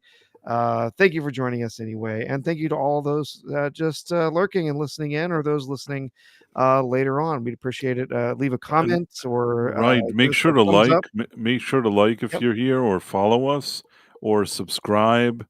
Any interaction is good for us, but really subscribing, following, liking, those are good things. And if you're just happening to be using the Rumble app and you're considering actually signing up for an account, you should definitely sign up for an account, for even a free one, and then you'll be notified when we go live and we do streams, and you'll get a little notification. It's always good. 6 says, I love making Price sing songs he hates. Yes, she does like to do that. That's like her favorite thing. Yes. And Matthew Marcelo says, both Sam and Al leaped in on Enterprise for one glorious episode. Yes, they did. Yes. I remember that. Liberty Talk, thanks for streaming live this early in the morning. Thank you. It's definitely an interesting experience. And Jonathan Conroy says original Trek was the best. And final thing, I'll just say that Rondon Affair was impressed that you pronounced his name correctly. But yeah, 6 says, I liked it before the show started. Brownie points. You definitely have brownie points. You're all right in my book. 6. Well done, And 6. Thank you. yeah, I guess on that very positive note, we can wrap this one up. Do you have anything you want to plug or talk about before we go, Professor? No, not really. Just so you know, I don't want you to miss out, Price. Here, we do have full cases of the Acolyte action figures are available now. If you want to get those are investment grade action figures. There, you can get in early, and those are only going to increase in value over time. So. If I buy OSHA and May figures, how will I know the difference between them? I did laugh. If you actually look at the figures, they did do different molds for their hair. And I was like, why would you bother? It's use the same mold. Same mold, yeah, The they hair look is the same. identical. Ridiculous. Yeah. But well, Pretty yeah, cool. those action figures are probably going to be selling like hotcakes. Yes. for Six that. says, does Professor have a channel? Yes, I do. I don't really do much with it right now. I'm kind of a part-timer YouTuber. I have a full-time job, so I don't do a lot with the YouTube, but I do have a channel out there. There's a video there. Maybe I'll do something a little bit with it, maybe this summer. Thinking about maybe playing some games or something like that. So we'll see. But yeah, if you want to follow me, you find me Professor R2 on YouTube. I also have a Rumble channel, and you can also follow me on X, Professor R2. You should definitely do that. And I guess on that very positive note, and the final thing from Pyromancer, selling like a steaming pile of something, anyways. I will say I am definitely looking forward to Acolyte Season 2 over on Film Threat that they're going to make with the action figures. That is going to be something. Really, they are? Yeah, they've said they're planning to make an Acolyte Season 2. They're going to buy all the action figures and they're going to animate an Acolyte Season 2. That's So actually kind of funny. I'll probably watch that. That's oh a yeah, brilliant idea. I'll be there. I'll be there. All right. Well, it seems like we've done our stream, and Goodness. Yes. yeah, so great hanging out with everybody. We had a really great crowd here tonight, and we always appreciate you guys. We'll be here on Thursday, and if you guys feel like hanging out with us on Thursday as well, we'd like that too. So, on this very positive note, I want to thank you all for being here and Yes. wish you a good night, good morning, or wherever you're at. Live long and prosper. Exactly. Yes. Bye. Bye.